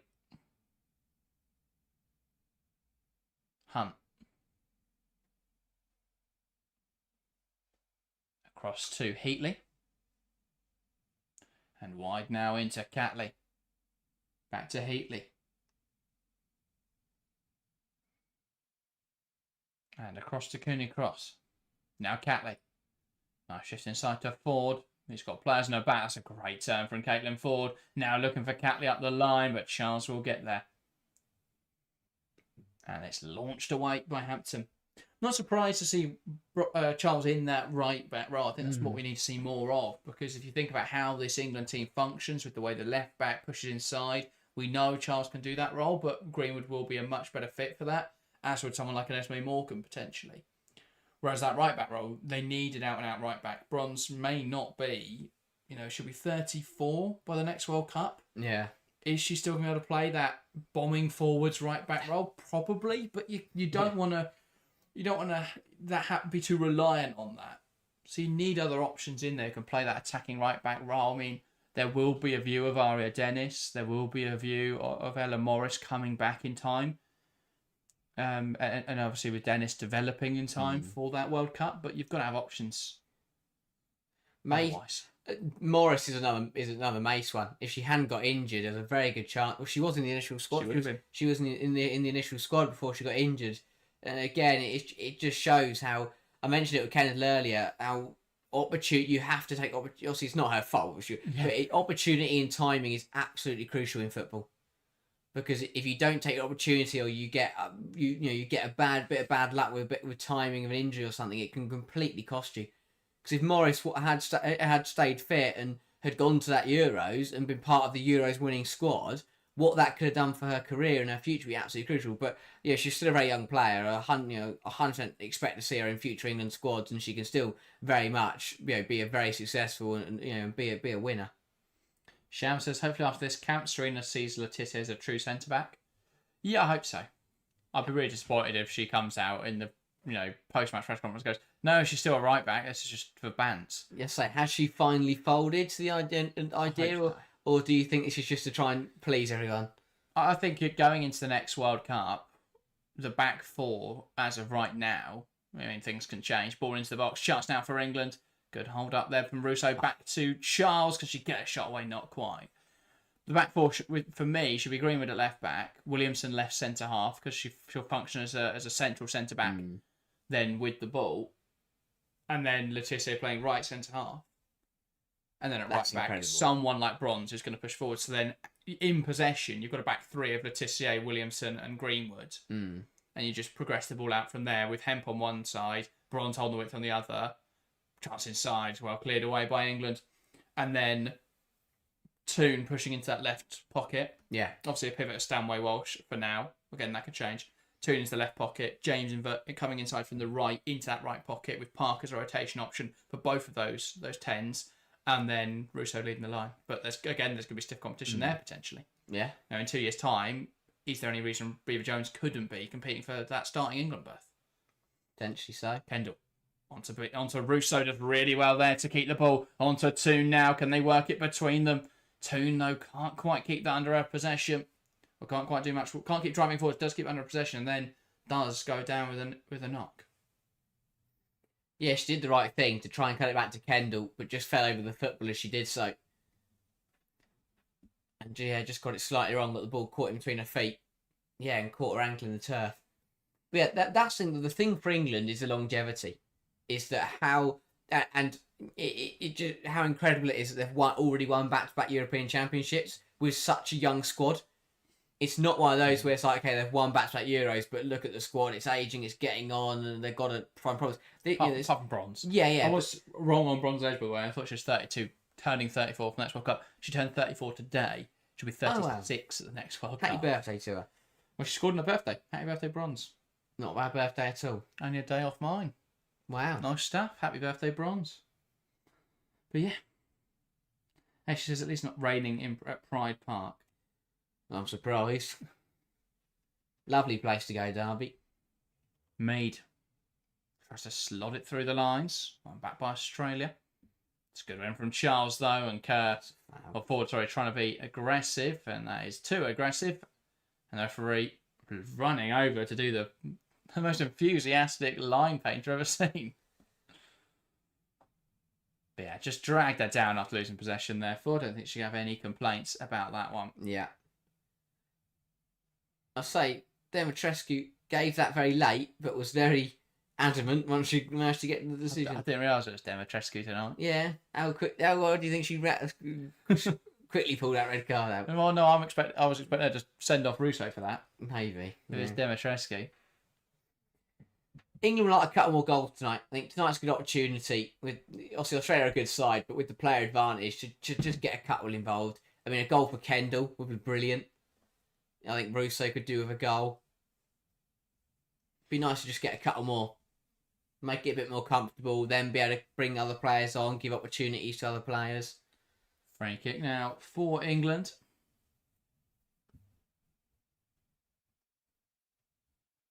And it's Hines and Mead over this.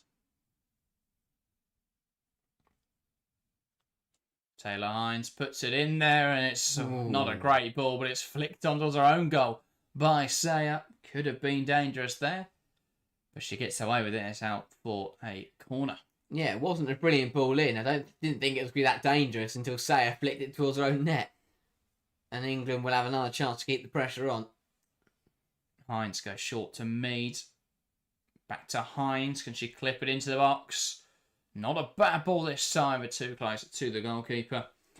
Sharon says, lovely place, Derby. Did you go to the Subway Cup final last season? No, we didn't. We were live for it on here. But yeah, the pitch looked awful. Other than that, I'm sure it's a lovely place. Carpenter, ball in, blocked well by Kendall. That's what a season of playing League One football does to a pitch. Yeah. Was it League One or Championship? League One, season? Yeah. Thought so. Letitia. Now Morgan. Out to the right-hand side to Beth Mead.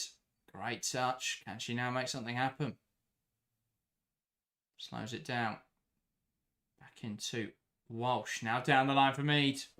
Chance now bringing down the right-hand side. And that is poor delivery from Beth Mead. Yeah, just trying to bend it round the flailing leg of Caitlin Foord and ended up just curling it off the pitch. Yeah, not a great ball in at all. But again, England, the ones on the ball, the ones causing problems. Just that final delivery, stopping them from scoring a couple more.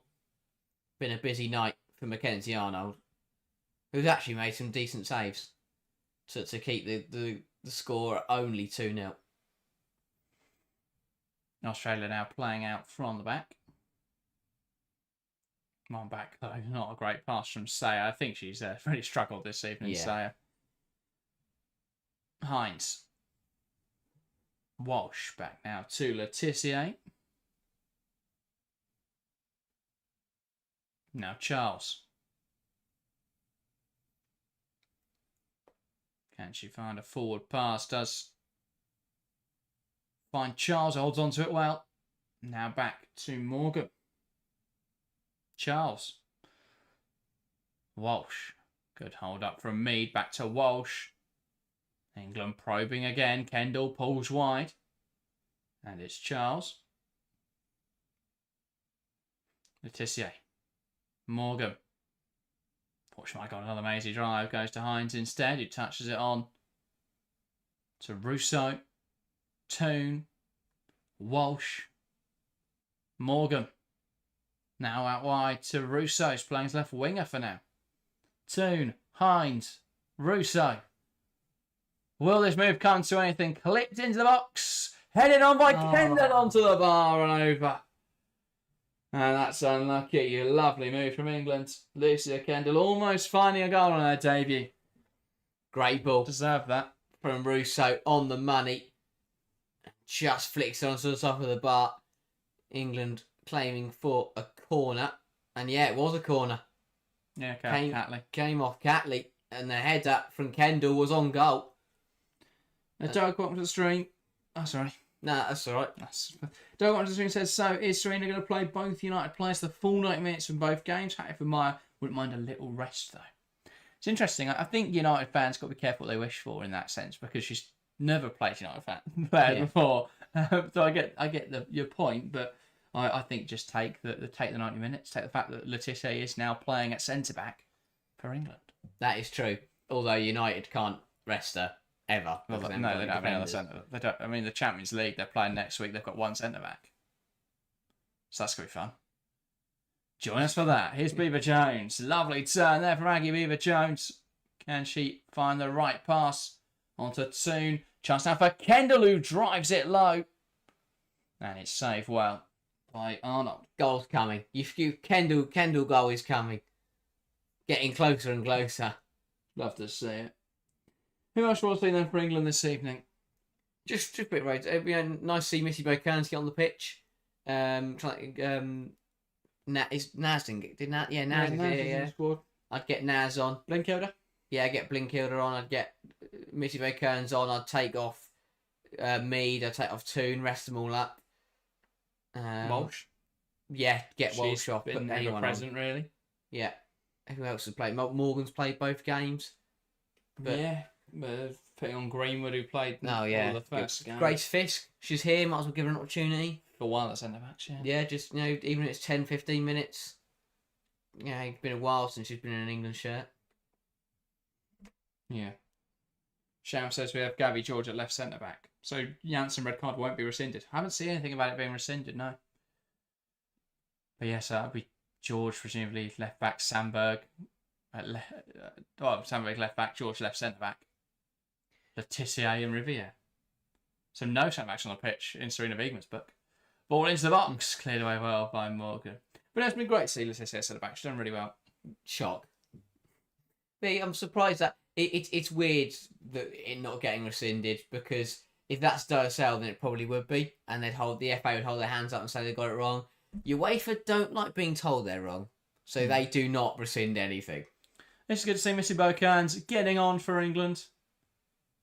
I'd like to see more adventurous, because I know what it's like to see Georgia Stanway and Alex Greenwood play for England, because they've done it a lot. Ella Toon coming off, though. Good chance for her to get a rest. This has to be Not Walsh off. Perfect night for Ella Toon. She played well. Again, just final ball. Could have had a couple herself, but really good football. Played very well. And it is Kira Walsh off as well, so Blinkilder Brown will go into the pivot, or Missy Bocanes. One of them will play attack midfield, one will play in the... Sorry, Georgia Stanway will go in the pivot. Yeah. Missy Bocanes will go in the 10, you would assume. Or Kendall could go in the 10. We'll find out in a sec. Makes sense. Found a way to rest Walsh and Stanway. Presumably, it is Russo for Adjumang. So Michelle Adjumang will lead the line. And then Taylor Hines makes way for Alex Greenwood. Not a terrible 60 minutes. No. Did all right. Looked comfortable. Yeah. Greenwood gets half an hour. But I don't mind those changes. That's well rotated, quadruple change. Out of subs now, unless it's unlimited because it's a friendly. But that is 5. Who's the 5th? The half-time change. Chance come on for bronze. Oh yeah. Yichen says, haven't joined you in a while. Welcome, Yichen. Good to see you. As we get towards the end of the international break, half an hour left in this game, and then we return at long last to domestic action. This Saturday, it's been 3 weeks since we've seen WSL football. Yeah, you got League Cup action. True, but I didn't watch much of the League Cup, I'll be honest. And then we get, 3 weeks again, and then we're back to League Cup and international break. Yes. Yichen says, do you think Brazil's a much better team than Australia? Marginally. I think Brazil really wanted it. Whereas you look at this Australia side, and it's the same predicament England have, in that a lot of the players have much more important games on the horizon. And it's also an Australia side who have got teething issues. They're still adjusting to life under Joe Montemuro. They're still integrating new players and trying to get used to a new system. It's a Brazil side who know exactly what they want to do and exactly how they want to try and win football games. It's not too difficult to implement kick and rush. No, it isn't. But it's working. So fair play to them. But yeah, exactly. It's Greenwood. Easiest team talk of your life. If we have the ball, kick it. If we don't, kick them. Kendall. Now Charles. Back to Letitia. Greenwood. Shams has thoughts on Annick Denton. Call up to the camp. Don't think she's ready yet. Watched West Ham a few times this season. Yeah, but you could put any player in that West Ham defence. It doesn't look much better, unless it's someone like a Letitia. But even then, well, I think Letitia's good enough. She'll get away with it. I think clean sheet, at least a clean sheet. I think Denton's a very decent player. I just think that West Ham side's terrible. I don't think she's England ready yet. But we've got to start playing players like that because we won't have. Well, we might not have Lucy Bronze at 36 years of age for the next World Cup. So there's got to be other right backs that are considered as options. Great winning heart of the pitch there from Missy Kearns. Here is Charles. Letitia. Now Stanway. But I hope this just puts to bed Letitia at right back. And we can stop talking about that. Yeah. Here's Beaver Jones. Cuts him. Stanway. And that is a bit clumsy, but she gets away with it. Chance now for Letitia, who strikes wide. And that is a goal kick. Yeah, keeper centre half. Didn't catch that one properly at all. Again, really good football from England. She can't score now. She'll go back. She'll be right back again. Beaver Jones knocks it to Stanway, who did really well to the big tackle. Managed to get the ball to Letitia, who just drags it wide. Probably had better options there. Could have looked to play it short to Kearns. Could have gone to Adjamang or someone like that in the penalty area. Looked to shoot. Got it wrong. Indeed. Here is Michelle Adjamang. Touches it onto Beaver Jones in the box. Cuts it back for Kendall. It's blocked away. And they head on by Cooney Cross. Here is Stanway. Letitia. Stanway. Morgan stepping into midfield. Now Greenwood. Stanway. What can Beaver Jones do now?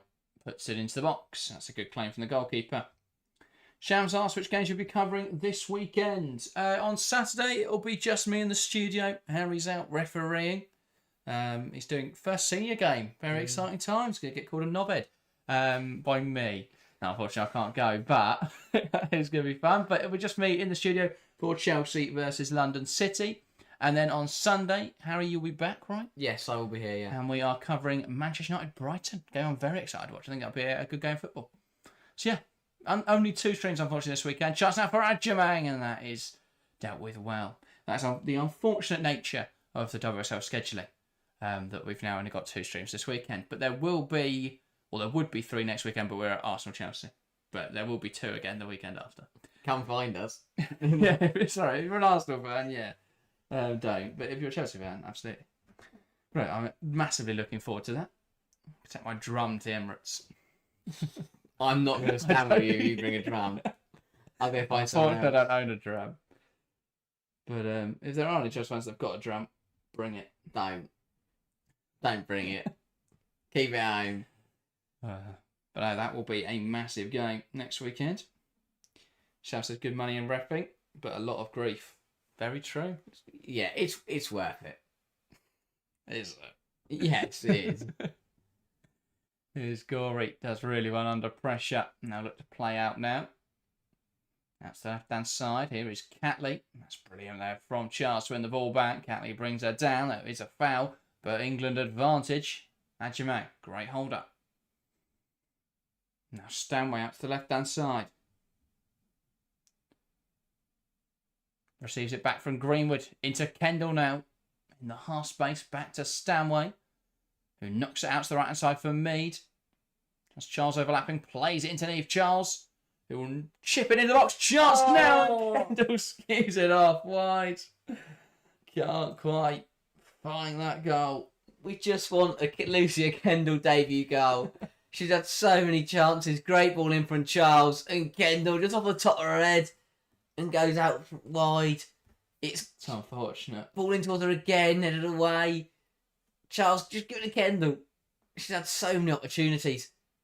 On the ball again, she brought down there. That looked a bit like a penalty. She's complaining. Give her a penalty. No, because she won't get to take that. She should. Charles. She's popping up absolutely everywhere for England. Kendall's been superb. Just need a goal. It was a good time to be a ref. When I played, it was brutal. Yeah, now they all get protected. Honestly, your thoughts on ref decisions have changed so much since you've refed. Yeah, because I realised what it's like. Yeah, like, oh, that ref's nailed that. no, they haven't. No, I'm still honest. Sam Kerr making way. Good to see her. 68 minutes under the belt for Kerr. Hopefully she's not far from a Chelsea start. And what a time to do it. It would be next Saturday. Yeah. But she will make way now, as will Saya. So Saya coming off to be replaced by Hayley Raso. Catley makes way for Grant. And then Sam Kerr coming off to be replaced by Claire Wheeler. That doesn't make any sense to me. I'm not sure who's playing where. Claire Wheeler's up front. I don't think Claire Wheeler is up front. Claire Wheeler. No. if Jay Montemiro took Claire Wheeler up front, I've got some questions. But that's what France hasn't thought about yet. Good. It can't get worse, Evan. That is Foord up front. And then Cooney, Cross and Ross on the wings. They've gone 4-4-1. When is Cooney Cross going to get an opportunity to play football in the proper position? She's playing attack midfield a bit of her most of the time. Still not where I want her. Closer. It's closer. Closer than the bench. Yeah, true. So she gets to Arsenal. Honestly, I'd love to see a player like her go to a Brighton or something like that and just get to start, get to play football. It's weird though, because I think she would play more at like every other WSL club. I just don't know why Slager doesn't give her a chance. Because you just need to watch Kim Little and Mariana Carantay starting to pivot every single minute of every single day. Couldn't possibly play anyone else. Very true. But yeah. She could go join this the Villa pit. Yeah, the Villa brilliant midfield. Yeah, Missy McKenzie and Kendall keep her out. And then Vikings when she's back. I think it is important that Kendall doesn't play every single minute though. Yeah, but also Cooney Cross couldn't go to Brighton. At least not. She couldn't go on loan because of loan agreements. Born to watch. Looking for Ajimang. Should do better. Ajimang still misfiring. She's had that all season for Brighton. She's had so many chances, not been able to take enough in the league. And this was a great chance. Ball zipped across the box. Couldn't quite react to it. Yeah, she kicked it into her own leg. Blocked her own shot. She's even probably more impressive than getting the shot off. Sham says, thoughts on the FIFA Pro 11, very controversial. Honestly. I think it just shows the players don't watch the sport. They don't care. They can't, can they? No. Because they play. When do they have time? I mean, you do opposition analysis, stuff like that, but you don't sit there going, oh, Canon's been great. I mean, but yeah, Canon's not being in it, what's the point? I mean, none of them watched PSG this season. Obviously not. Or England. Oh, that's hurts. It's Mead. Coming inside. Maybe they looked at the fact she conceded 0 goals in the Champions League and European Championship. Strike from range. Saved away. Maybe. Great tournaments. But yeah, no, I don't know how on earth Mary Earps got in there. Chance now for England on the edge of the box. Slip through, Ajimang. Thought she may have been dragged down there, but I think the defender let go in time. Yeah, I think she turned it into more of a slide. Again, good football from England. Mead in the centre of the pitch, linking up well with Kendall, with Stanway, just not being able to find a breakthrough. Shout says no Kanate, no Pina. Yeah, no, neither of those. There was no Payor, no Beaver Jones, no Tullis Joyce, no Catalina Cole. Such a bizarre selection of players. Greenwood. Now Kendall. Stanway into Ajimang. I saw someone say, there's not enough Americans on him. But what Americans deserved it? Like, none of the... Well, the US didn't have any major tournament, so they were never going to get in for that. And I couldn't name a US player that was in, the best 11 in the world. Yeah. Or, in contention even for the best 11 in the world. All of their front three have been out for various reasons. So none of them have played much domestically. Stanway. Now Mead. Wasn't no surprise given it is FIFA Pro and it's picked by the players. The players aren't going to have watched players in a different continent. Yeah. Pull down the line. Good hold up. One back well by Australia though. And now here comes Cooney Cross driving it forward. Kendall does really well to win that back. Dragged back, but she does then hold on to the ball. Gives it to Beaver Jones, who drags it wide. Takes aim and it's saved well. Again, brilliant from Kendall. Just phenomenal. Shrugs off the challenge of Gore, despite getting her shirt pulled. Lays it into Beaver Jones, who pulls the trigger. Well saved by Arnold. But again, really good stuff from everyone involved. Well, Beaver Jones calling for a sub, and that has to be slightly concerning. Just seems to be hobbling after getting caught there. And Gorey is offside. So I guess England will either be allowed to make another sub, and Ajimang's also now down holding a knee. And quite urgently, England players here calling for a sub. So they're calling for the medical team. So this could be quite a lot of problems for England here. And England were going to make a change for Beaver Jones. But Beaver Jones. Serena just told them to stop because they might bring and Ajimang both down with injuries. Well, welcome to pointless friendlies in October. And that is the knee for Michelle Ajimang. It's always a concern. Yeah. Again, it was a fairly innocuous challenge. There wasn't much in it. There wasn't a foul or anything. Again, it's very light, very soft, but could have caused a lot of damage. So yeah, Beaver Jones might not get. I have no idea. I mean, you think she just comes off though, 10 v 10 for 15 minutes, rather than forcing her to play on through injury in a pointless friendly. Yeah, the stretcher crew are getting called on here. And that is always a worry. And again, we question international breaks. We question why we play these kind of games, and stupid things like this happen. Yeah, absolutely. Players already play enough games, and we're playing friendlies in October, when the next international tournament is 20 months away. Yeah, 19 months away, however long. This would be a massive concern for Brighton. We saw against Arsenal how much they struggled without Michelle Ajimang. And it will be Chloe Kelly to come on, whatever the problem is. And Beaver Jones is also receiving some treatment while the medical staff take care of Michelle Ajimang. Yeah, I wonder if they're just going to try and nurse Beaver Jones through the final 14 minutes. Rather they didn't. Yeah, that is true. Sonia Van Pastor is probably flying up the, I don't know what, M1 or something? No, M1's London. Well, she needs to get that first. No, M1's, I think M1 goes across. Which one goes up? What road takes you to Derby? All roads lead to Derby. None of them. No roads lead to Derby. Yeah, can we get a Kendall goal once we get resumed? She's played very well. Sham says Camacho's done well for Brighton so far. But she hasn't shown the end product. And that's what Brighton needs. Someone to put the ball in the back of the net. Yeah.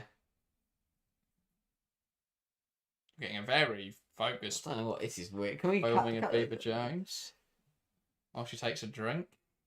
And now I cut back to the injury. Can we just, I don't know, they love cutting the fans in other moments. Why not do that now? That's because of Derby. They don't want to show the fans. I don't know. The poor people of Derby getting slagged off by Harry. No, not the people. Let the people of Derby know that. No, I'm not slagging off the people in Derby. Not slagging off Derby, not slagging off anyone. But yeah, I don't know what the rules are around friendlies. You just may change. Well, there we go. Got some fans. There's Kiara Keating. That's not. She coming on? I don't think so. All right, front for a bit. 12 minutes, Keating up front. See what happens. Maybe that's how we get more. See how good Morehouse is. Stick her up front for 12 minutes. That's another one. Why didn't she come on up? I don't know why she didn't start, to be honest. There we go. Yeah. A lot of fans worried. Yeah. No, more good support though for England. It was a very good crowd at the Etihad. Another good crowd here tonight in Derby. Just go on, Harry. I'll back you on a random Derby hate campaign. I'm not hating Derby. Actually, get cancelled. Sharon says, "Why don't they let players choose their numbers for friendlies?" No point, really. It's easier just to do 1 to 11, starting 11, and then worry about the rest. Yeah, it's just tradition. 1 to 11. It should be 1 to 11 national teams, I think. And obviously, the international tournaments all the players have their squad numbers within 1 to 25. You can't have players going, well, I fancy 99. So this is serious. Adjumang being stretchered off. That's a huge concern for Brighton and for England. And, well, for next season for Arsenal. Yeah, big blow. And a massive shame. Big season for Adjumang, and that could be a stumbling block. We always have this when we come out of the internationals. Yeah, what's a really good game for England tonight. It's been completely overshadowed by a pointless game and a horrible injury. Hopefully, it's not as serious as it looks for Michelle Adjumang. But yeah, she does look in a lot of discomfort as she's stretched off here at Pride Park. And Chloe Kelly will come on to replace her. So Beaver Jones will go up front and Kelly will go out wide for the last 10 minutes. Not sure why that couldn't have been Naz. Just to give her an opportunity. Don't be silly. Why would it be Naz? That's right. She's going to clutch up like she does on Barclays WSL pitches. Or in Baller League. I love that tweet from the WSL. Clutch up and win like she does in the WSL. Here is Laetitia. Stanway back to Laetitia. Wants to lift it in behind. Now run all the way through to Arnold. And now pressure on Grant as it's seen out of play, and that's out for an England throw. 10 minutes to play then, plus what we would expect to now be a very healthy additional time. But yeah, Beaver Jones was receiving treatment, has been taped up, and is just going to are we doing nurse this? it. Just play with 10 players. Stupid. It's just, yeah. A game that means absolutely nothing against a team that are already on 10 players. Just let her go and stand on the sidelines. If I'm Beaver Jones, I'd refuse, because what is the point in doing this? Yeah. She's only going to risk an injury and putting herself out of a really important month for Chelsea. Kelly. Greenwood. Kendall. Now Morgan. Here is Laetitia. Switch the play for Kelly. Now into Kendall. That's a good tackle from Gorey, who will now take on Chloe Kelly. Wins the physical battle. It's theme that she's round that out of play. No, she hasn't. Come off Kelly. That's an England try. You thought? Yeah, absolutely. I thought it came off Kelly. No. Came off Gorey last. But alas, I'm not sure, and no one's going to mind at this point in the game. Well, Kelly minded. Do you want to see the reaction? Yeah, well, yeah. Beaver Jones is now down. She says she wants to go off. She's got to come off. Brilliant. And that they just take the leg up and she's taking it all off again. Well, yeah, because it's doing nothing. She's got an injury and England are trying to make her play through it. It's a horrible, horrible note to end these. And this is why we don't do these international breaks. Stanway down now as well. She's been on the pitch 10 minutes. I think she's just doing it like, oh no, she did get got caught in a challenge. Brilliant. Right, a clumsy tackle, friend. So unnecessary from Ailey Rarsay. Throw it down the back of the leg. Another silly national break, It and England are going to come out with two of England ain't got any physios left. There's just a bloke from Derby. No, from the football club, not some geezer. Luckily, she's now coming off. What a stupid decision to even send her back on. And now we go back to the Twfc season where Beaver Jones could be out and Adjaman could be out for a very long time. Yeah. Phenomenal. But at least we beat Australia, right? Well, no, sorry. At least Beaver Jones played 5 minutes extra against Australia. Rather than just coming off as soon as she felt any discomfort. Well, there we go. Hopefully Sam Kerr's ready to play 5 games back to back because she's going to have to. No, I've got Makara as well, to be fair. Here come Australia. Cooney Cross. Knocks it down the line, looking for the runner, Caitlin Foord. Back now to Mackenzie Arnold. Back now to Hampton, sorry. There is one end of the pitch for her. Kukuriza asking what happened to Aggie. Just injury. Seemed to feel something go in her thigh. And then they were going to bring her off, but they had to bring off Adjaman because she's done her knee. So then they tried to keep her on for 5 minutes. Not sure why. So it's now 10v10. This is fair. So we're all now learning what happens if 10 players play against 10 players. I think they should, like, Starting out the friendly. every time, what should do in friendly, spice them up, is every time a goal scored, the team who scored the goal have to take a player off. That would make it so pointless tactically. Yeah, it'd be fun, isn't No it? one ever do friendly. Yeah, but I'd enjoy them more. You should let the organisers of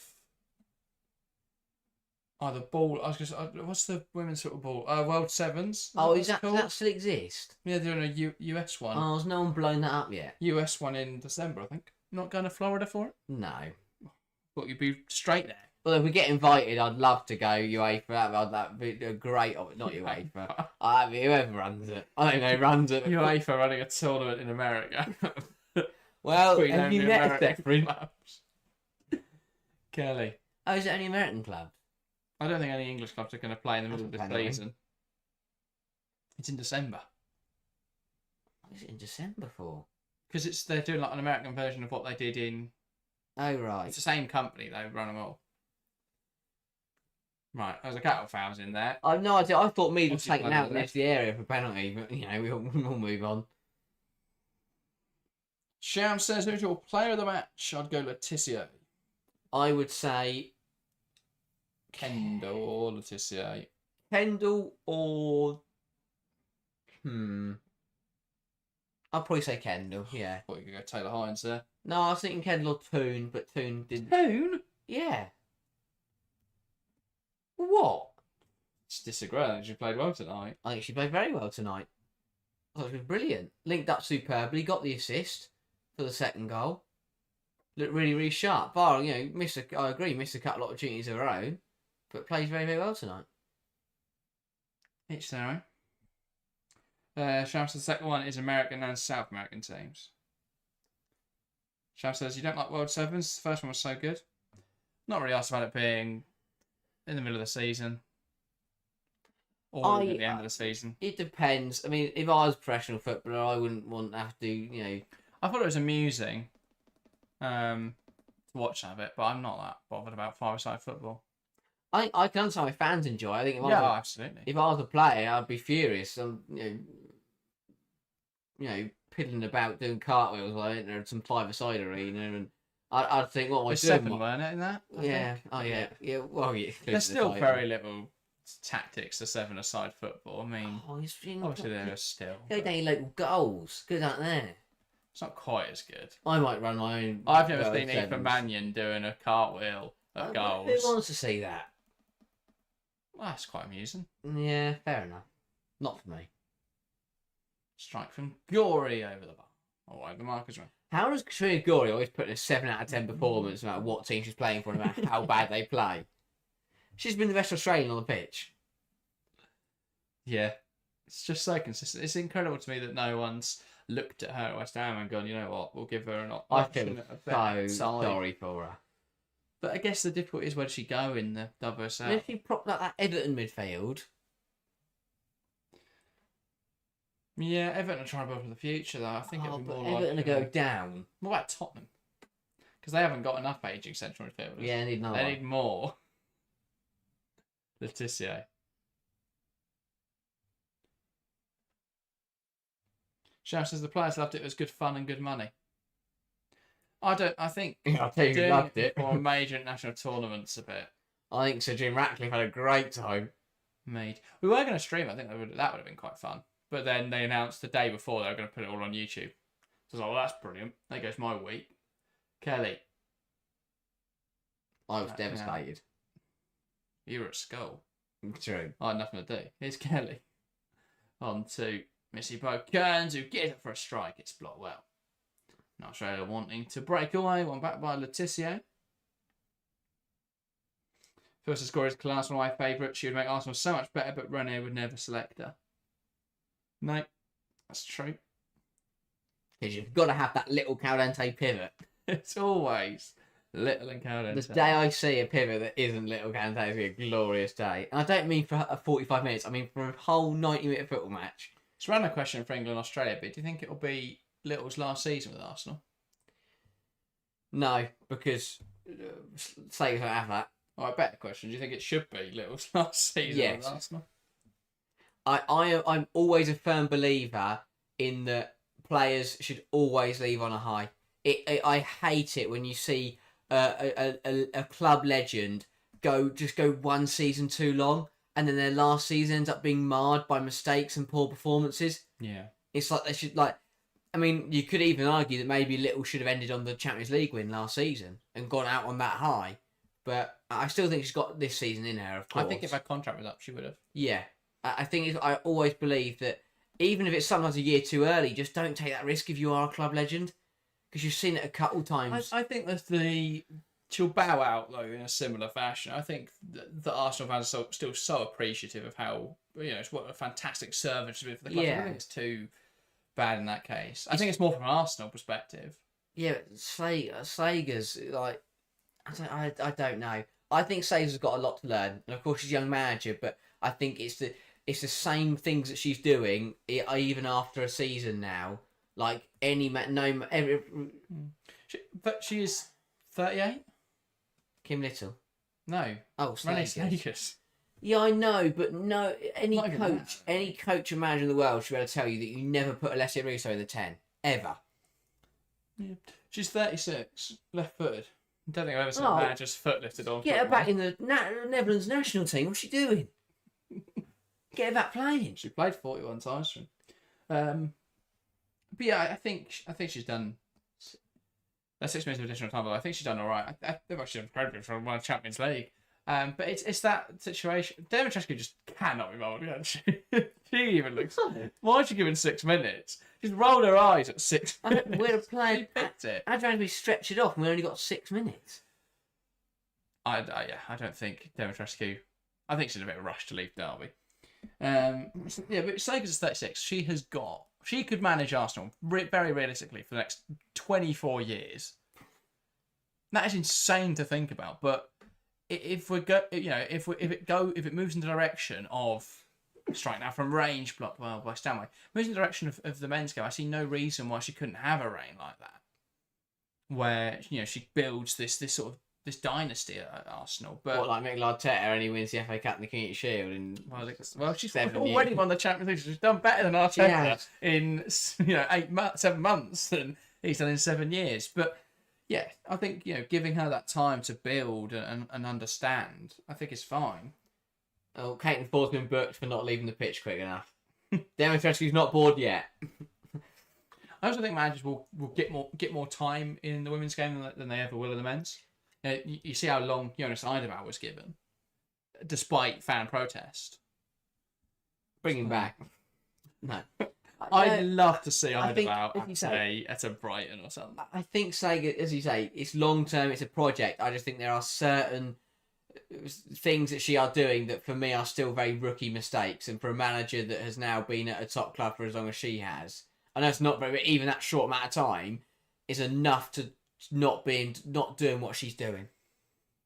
Like playing the same pivot every single game, putting Alessio in the 10. Like that for me is no one should ever do that. I don't understand that. I think it's more that she's in that. I don't think that she's naive. I think she's too idealistic in that sense. And I don't think that's pretty common.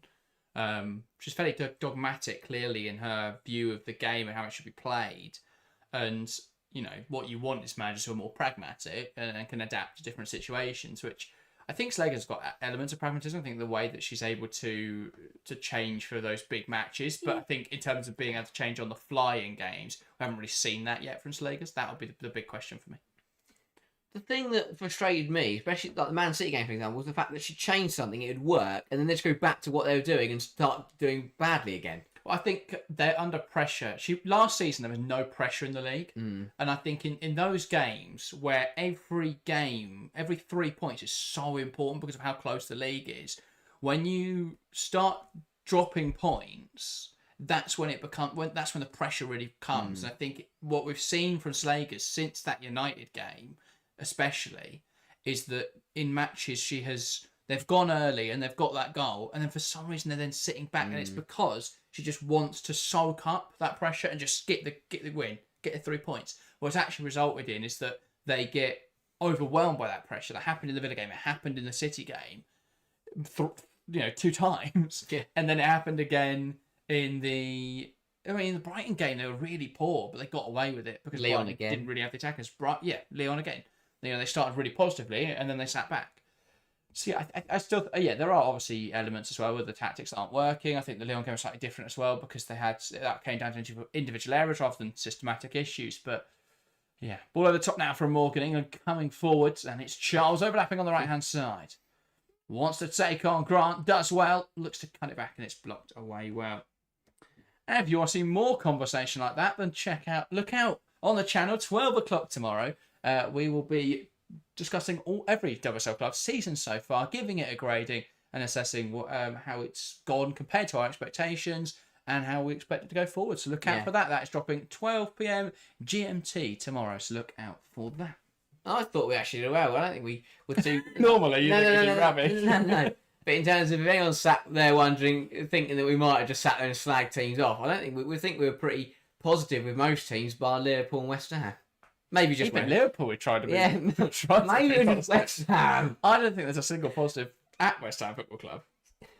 Yeah, genuinely, not in the owners or anything. Across every division, every element of West Ham right now. Where is the positive? Anik Denton getting caught up for England. That is it. She didn't get on the bench. She didn't even at the bench, and she was fairly poor for the 23s.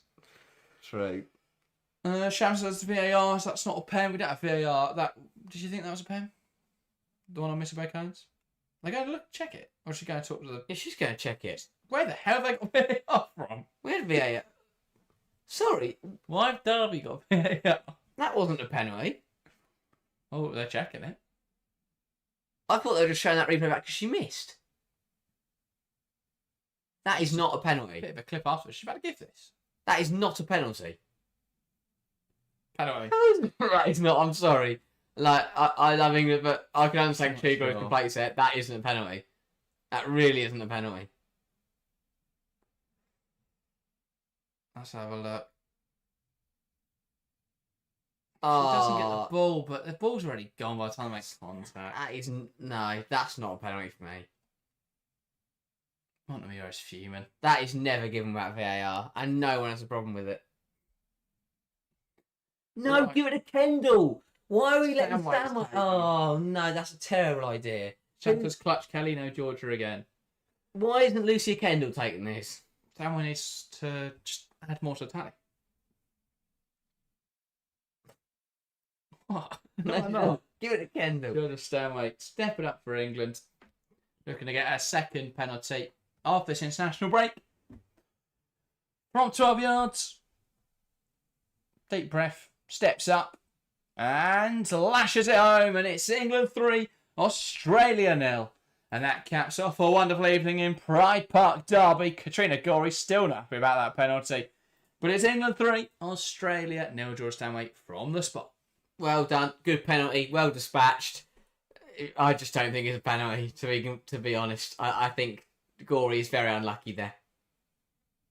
Stanway, though, sends Arnold the wrong way. Absolutely. Fires it in the back of the net. Really good penalty from Stanway. 3-0 England. Good performance all round. Lovely stuff.